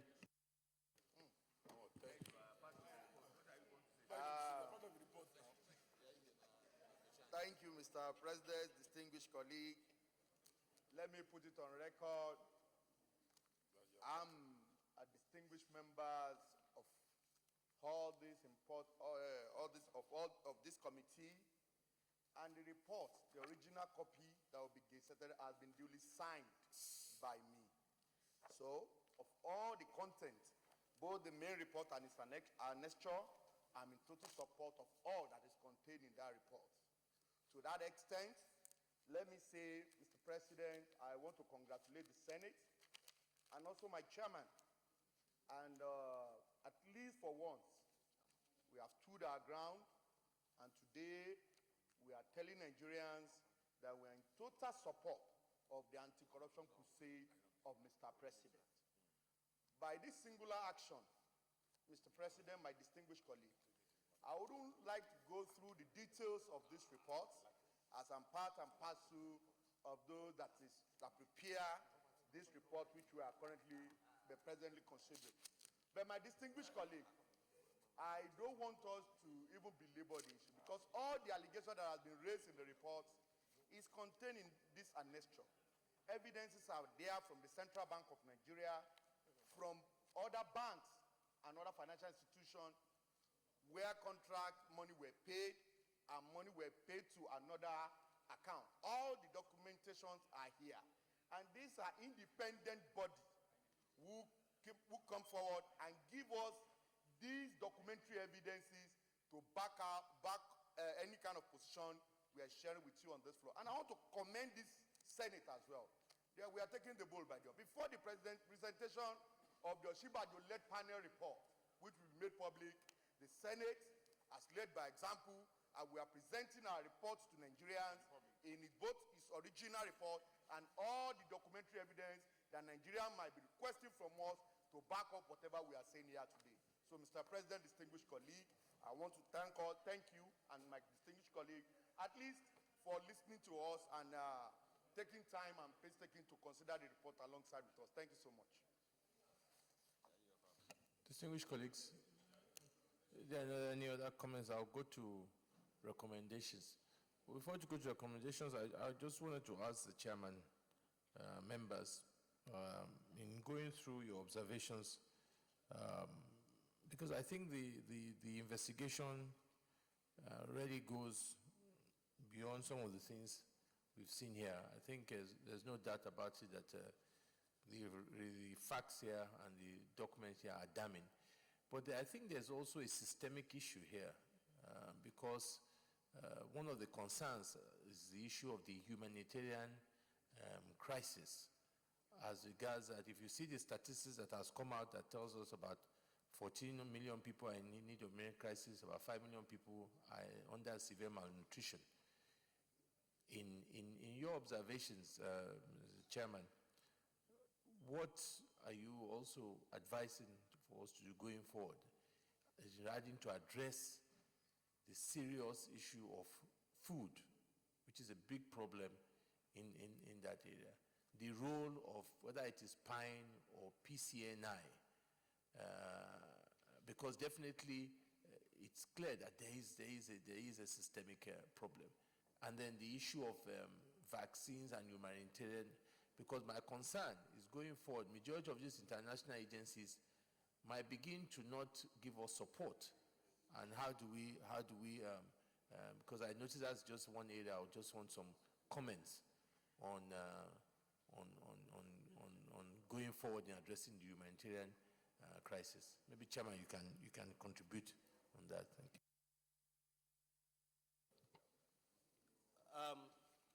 Thank you, Mr. President. Recommendation number 1 clearly addressed the issues which you are raising. But I will add, in the course of our investigation, what I insisted as a chairman is that we must physically visit the spotlight in the Northeast. And our own presence there revealed to us a number of things. Each time you open pages of newspapers and see it online through social media and news, on TV, on radio, you hear of hundreds of millions of dollars being given by international aid agencies, the United Nations, United States, UK, European Union, African Union, ECOWAS. If you are to put in congregation all this amount of money, then you ask yourself, why are there still people suffering in the northeastern part of Nigeria? You will see one aid agency giving $20 million, 30, 40, 50 million. But whenever you go to the camps, you see undernourished people, undressed, and their children are out of school. There is no any serious medical attention given to these IDPs. And from my own understanding, the state governments in the Northeast spend the most part of their federal allocation catering for these young people and also their parents and the IDPs in general. My main concern is the fact that donor confidence is eroded by the activities of people in the position of authority. If we don't in any way use our money to take care of our people, then it means that nobody will have that confidence of giving us his own donation to do what we need to do. In summary, the humanitarian crisis in the northeastern part of Nigeria is to some people a crisis and to others an industry. Some are making money and profiting from the suffering, the hardship, the toiling of ordinary people. And on the last note, I will say that how we can address this problem is by having an independent accounting body to go into details of what is actually delivered. You will see 10 trucks from Abuja going to Borno. At the end of the out of the 10, it's only 3 or 4 that will reach Borno. Then you ask yourself whether they have disappeared on the way. I don't know what's happening. But in actual sense, there is lack of transparency and accountability in managing the humanitarian crisis in the Northeast. And the best way to go about it is to first of all ensure that what is allocated for the presidential initiative is having the involvement of the auditors, the accountants, to really work in that very process. And our own major problem in managing the IDPs is the very fact that we talk too much and write a lot on pages of newspaper, but it's not incommensurate with what you see on the ground. Many of their children are out of school. The money they were given, the food they were said to be given, is below human consumption.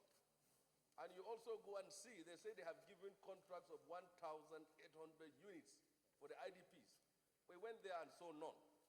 And Mr. President, it will interest you to know that in the course of our investigation, we have received complaints and submissions from issues not even related to the assignment which you gave us, but related to individuals that are involved in this. And I think it is in the best interest of this Senate that you go deeper into what is happening with other agencies manned by people who were manning this presidential initiative. The Ecological Trust, Ecological Fund is one slush agency which monies are simply being shared at will to people. So, Mr. President, I will say that to take care of these IDPs, we need to have an accounting system for the humanitarian managers in that part of the country. Thank you. Okay, we go to the recommendation. Okay, any more comments for Senator Lidani and Senator Abun? Go to recommendations. Thank you, Mr. President. My name is Joshua Lidani. I represent from the South. I think, like the Senate President observed, we didn't dwell, the report did a lot of work, but the aspect of the humanitarian situation in the Northeast is one that deserves our attention. I had the privilege of, along with some colleagues, of going to Sambisa about 3 or 4 weeks ago, and we went to the Sambisa forest. In the course of our trip, we observed the level of devastation of the communities, of the towns and the cities in that part of the Northeast. And to me, it seems to me that we are not making any efforts towards rehabilitating the IDPs. We cannot keep the IDPs in perpetuity. We should take steps to make sure that they go back to their homes. And to go back to their homes, we need to rehabilitate their houses, the infrastructure, and so many other things. And throughout these past 2 or 3 years, there has been no agricultural activity, no farming going on. The entire stretch of places we visited, no farming activity was going on. How can there not be hunger? How can there not be malnutrition? I think we should focus, as the federal government, to focus more on rehabilitating the devastated towns and villages so that the communities will go back and live their normal lives. The IDPs is like a cesspool that people are using to make a lot of money.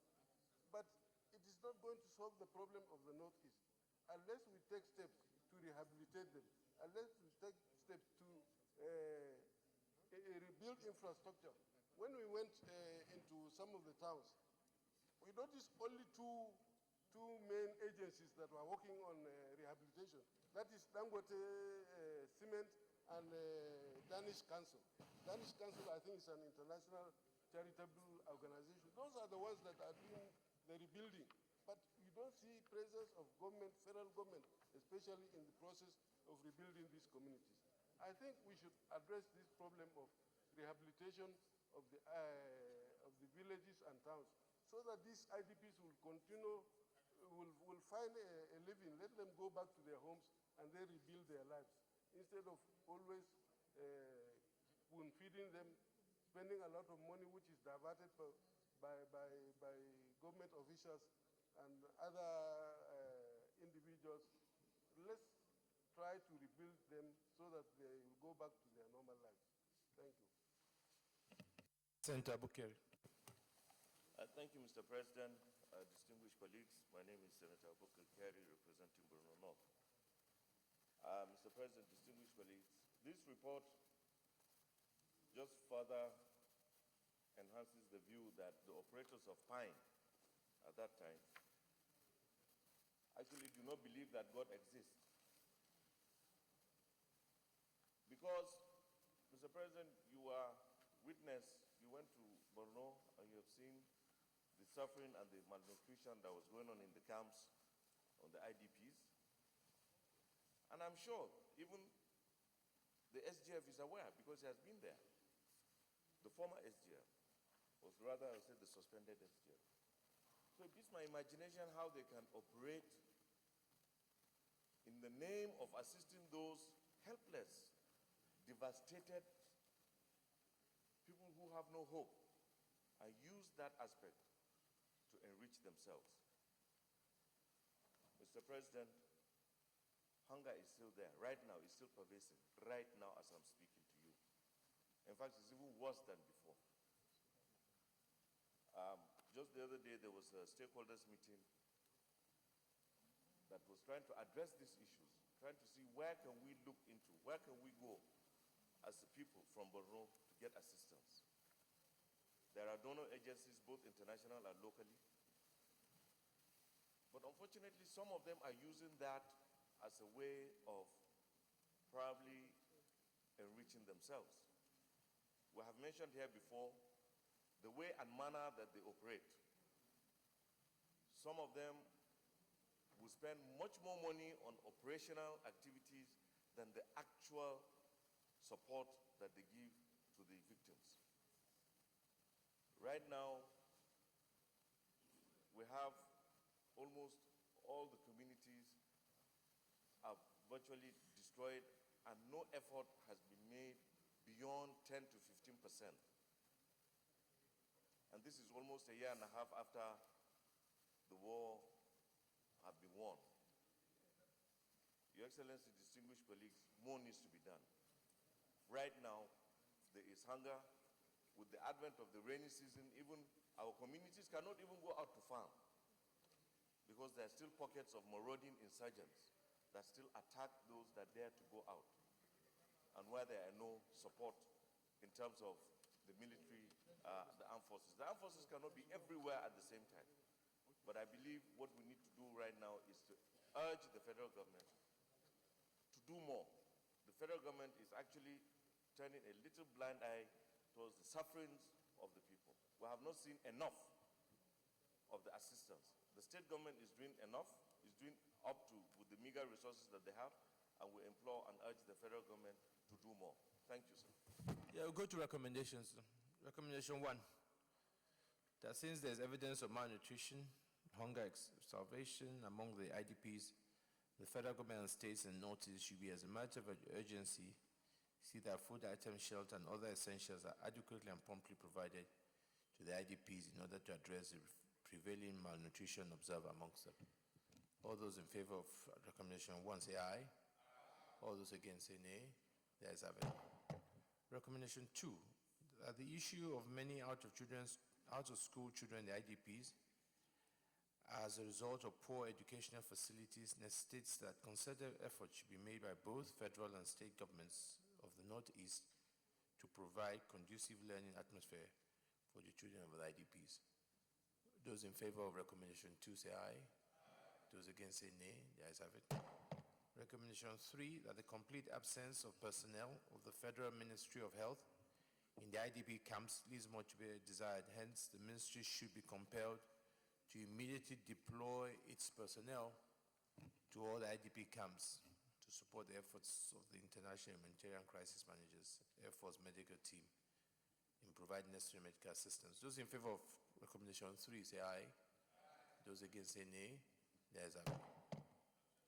Recommendation 4, that the Senate do condemn the failure of NEMA and the National Commission for Refugees, Migrants, and International Displaced Persons that are critical to emergency management, condemn the failure to appear before the committee despite several invitations. Those in favor of recommendation 4 say aye. Those against say nay. The ayes have it. Recommendation 5, that since it was established that Pine was paying less attention to the critical needs of the IDPs in the form of housing, bulk of resources were used. The issues that were not addressing the immediate needs of the IDPs but rather wasted resources. The committee recommends that there is need for concerted effort to orientate the intervention effort to address the immediate needs such as health, education, rebuilding of homes, infrastructure, and the secured environment. Those in favor of recommendation 5 say aye. Those against say nay. The ayes have it. Recommendation 6. The committee recommends that the newly constituted Presidential Committee on the Northeast Initiative should ensure that there is proper synergy and coordination, and government should ensure that the PCNI be manned by people of high integrity and inclusive enough to accommodate the leaders of the various communities that are involved. Those in favor of recommendation 6 say aye. Those against say nay. The ayes have it.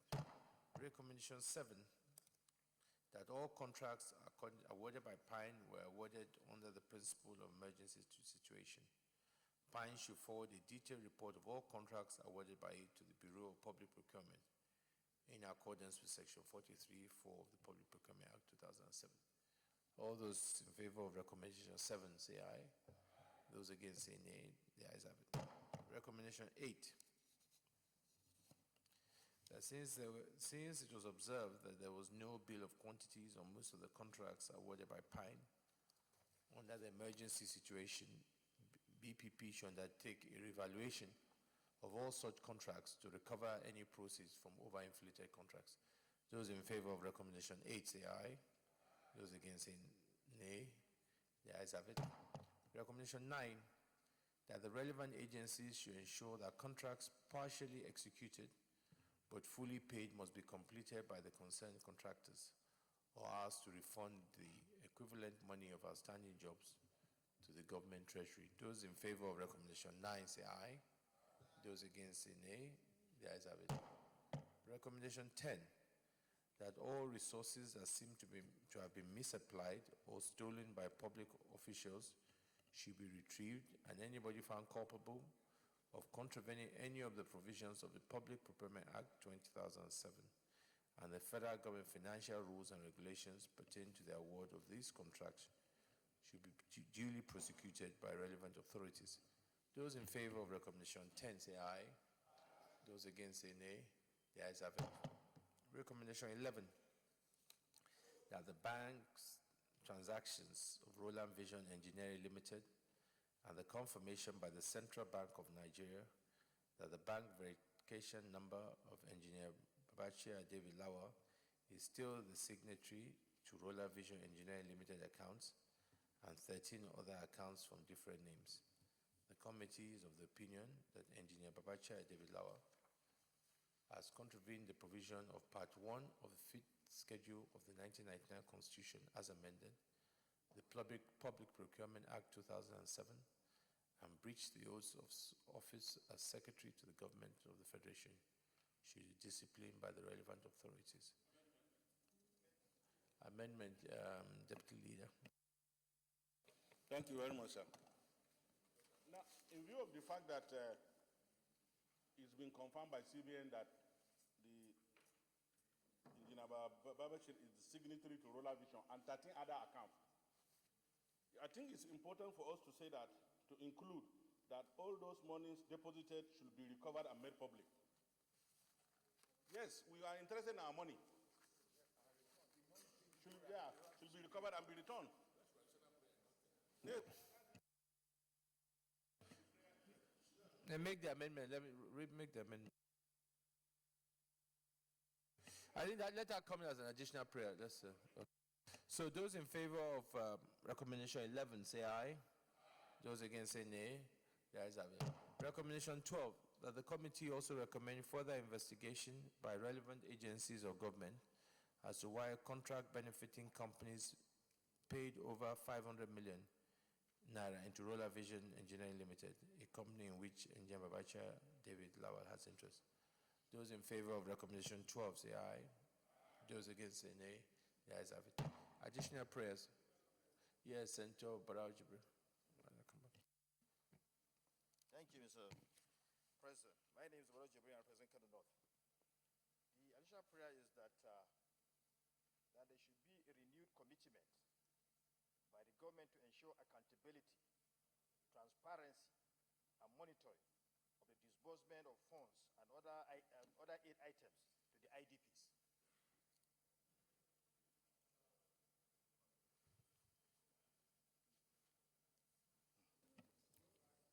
Yes, second to that. Yes, Senator Bukere. Thank you, Mr. President.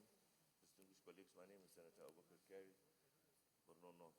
I rise to second the motion moved by Senator Barao Jibril. Senator Barao, can you repeat your motion, your additional prayer again? Thank you.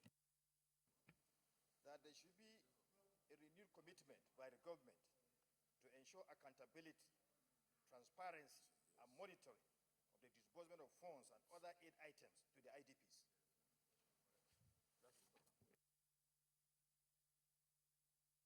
Distinguished colleagues, additional prayers that there should be a renewed commitment by government to ensure accountability and transparency of utilization of funds going to the IDPs. Yeah. Those in favor of this additional prayer say aye. Those against say nay. The ayes have it. Senator Nala, you wanted to? No, sir, I think in view of 12, I think they are taking care of the situation, sir. Yes, additional prayer, Senator Lidani. Thank you, Mr. President. My additional prayer is that there is a need for the federal government to take steps towards the rehabilitation of homes and infrastructure destroyed in the region to enable the IDPs return to their homes as soon as possible. I repeat here.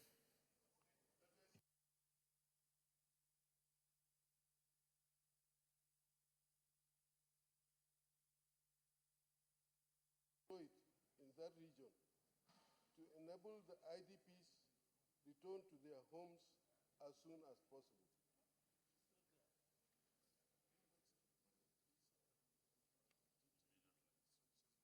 As soon as possible. Okay, any second? Actually, maybe we might be able to do this now.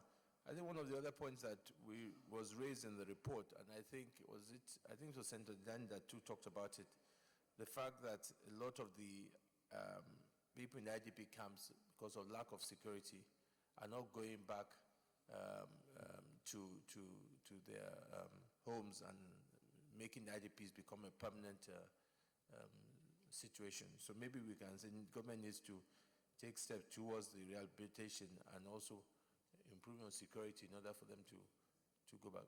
Senator Wakil wanted to say something. Your Excellency, sir.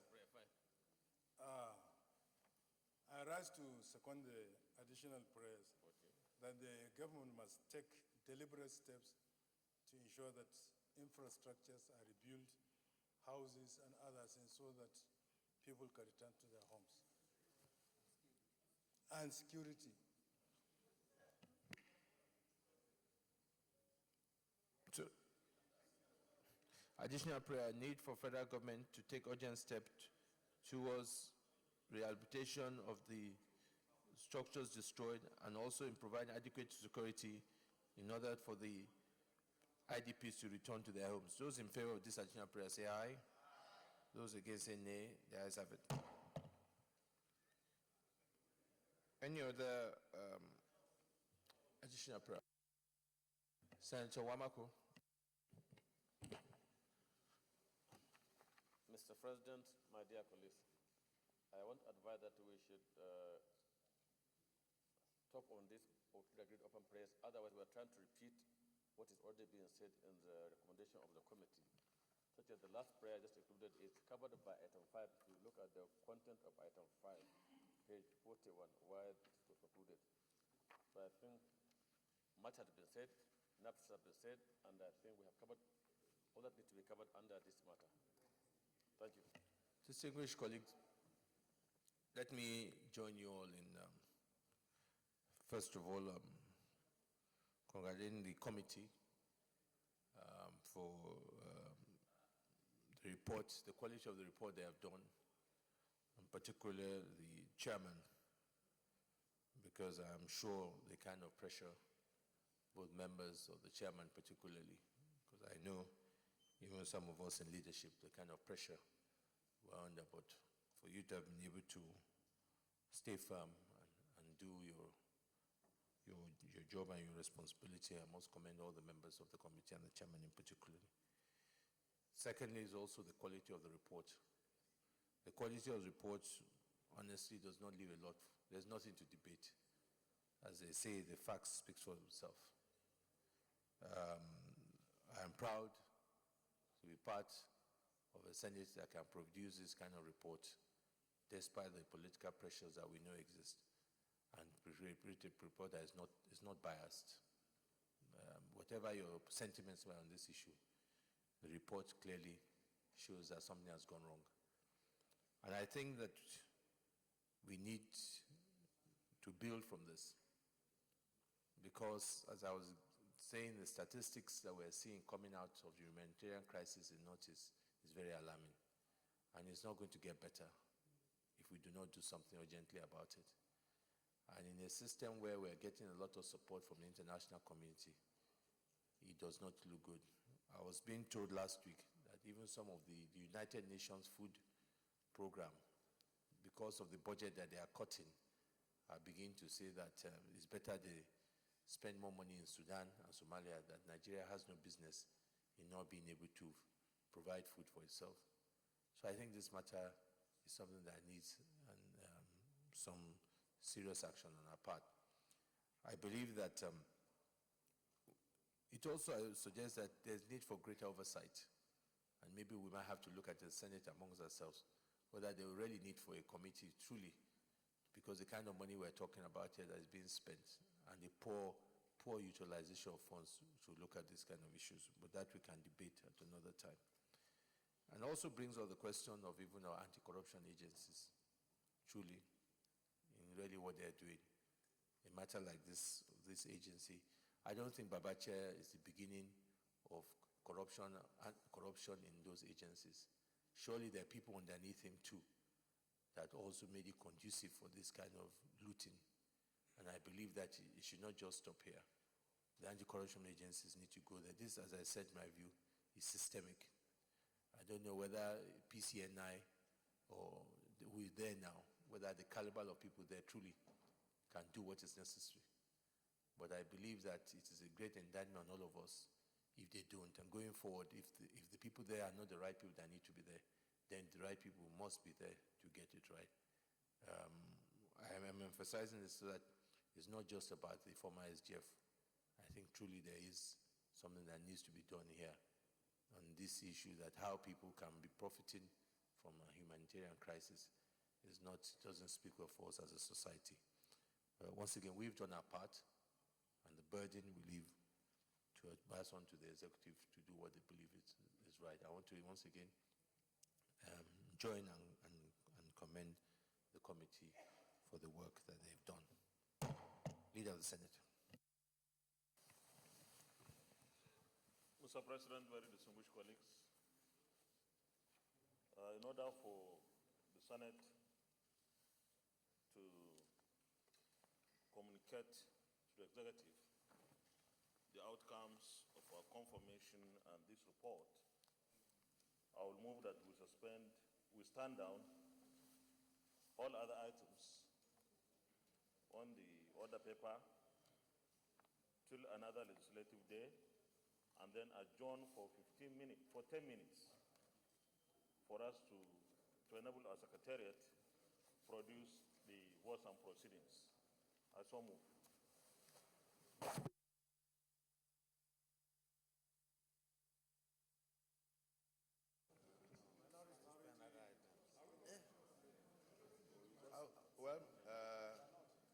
Mr. President, distinguished colleagues, I rise to second the motion moved by the leader that we, in view of the preponderance of items we want to do, that we should adjourn for 10 minutes and resume plenary. I so second. Distinguished colleagues, those in favor of the motion that we adjourn and resume at 2 o'clock, those in favor of that motion say aye. Those against say nay. The ayes have it. We have adjourned and reconvene at 2 p.m.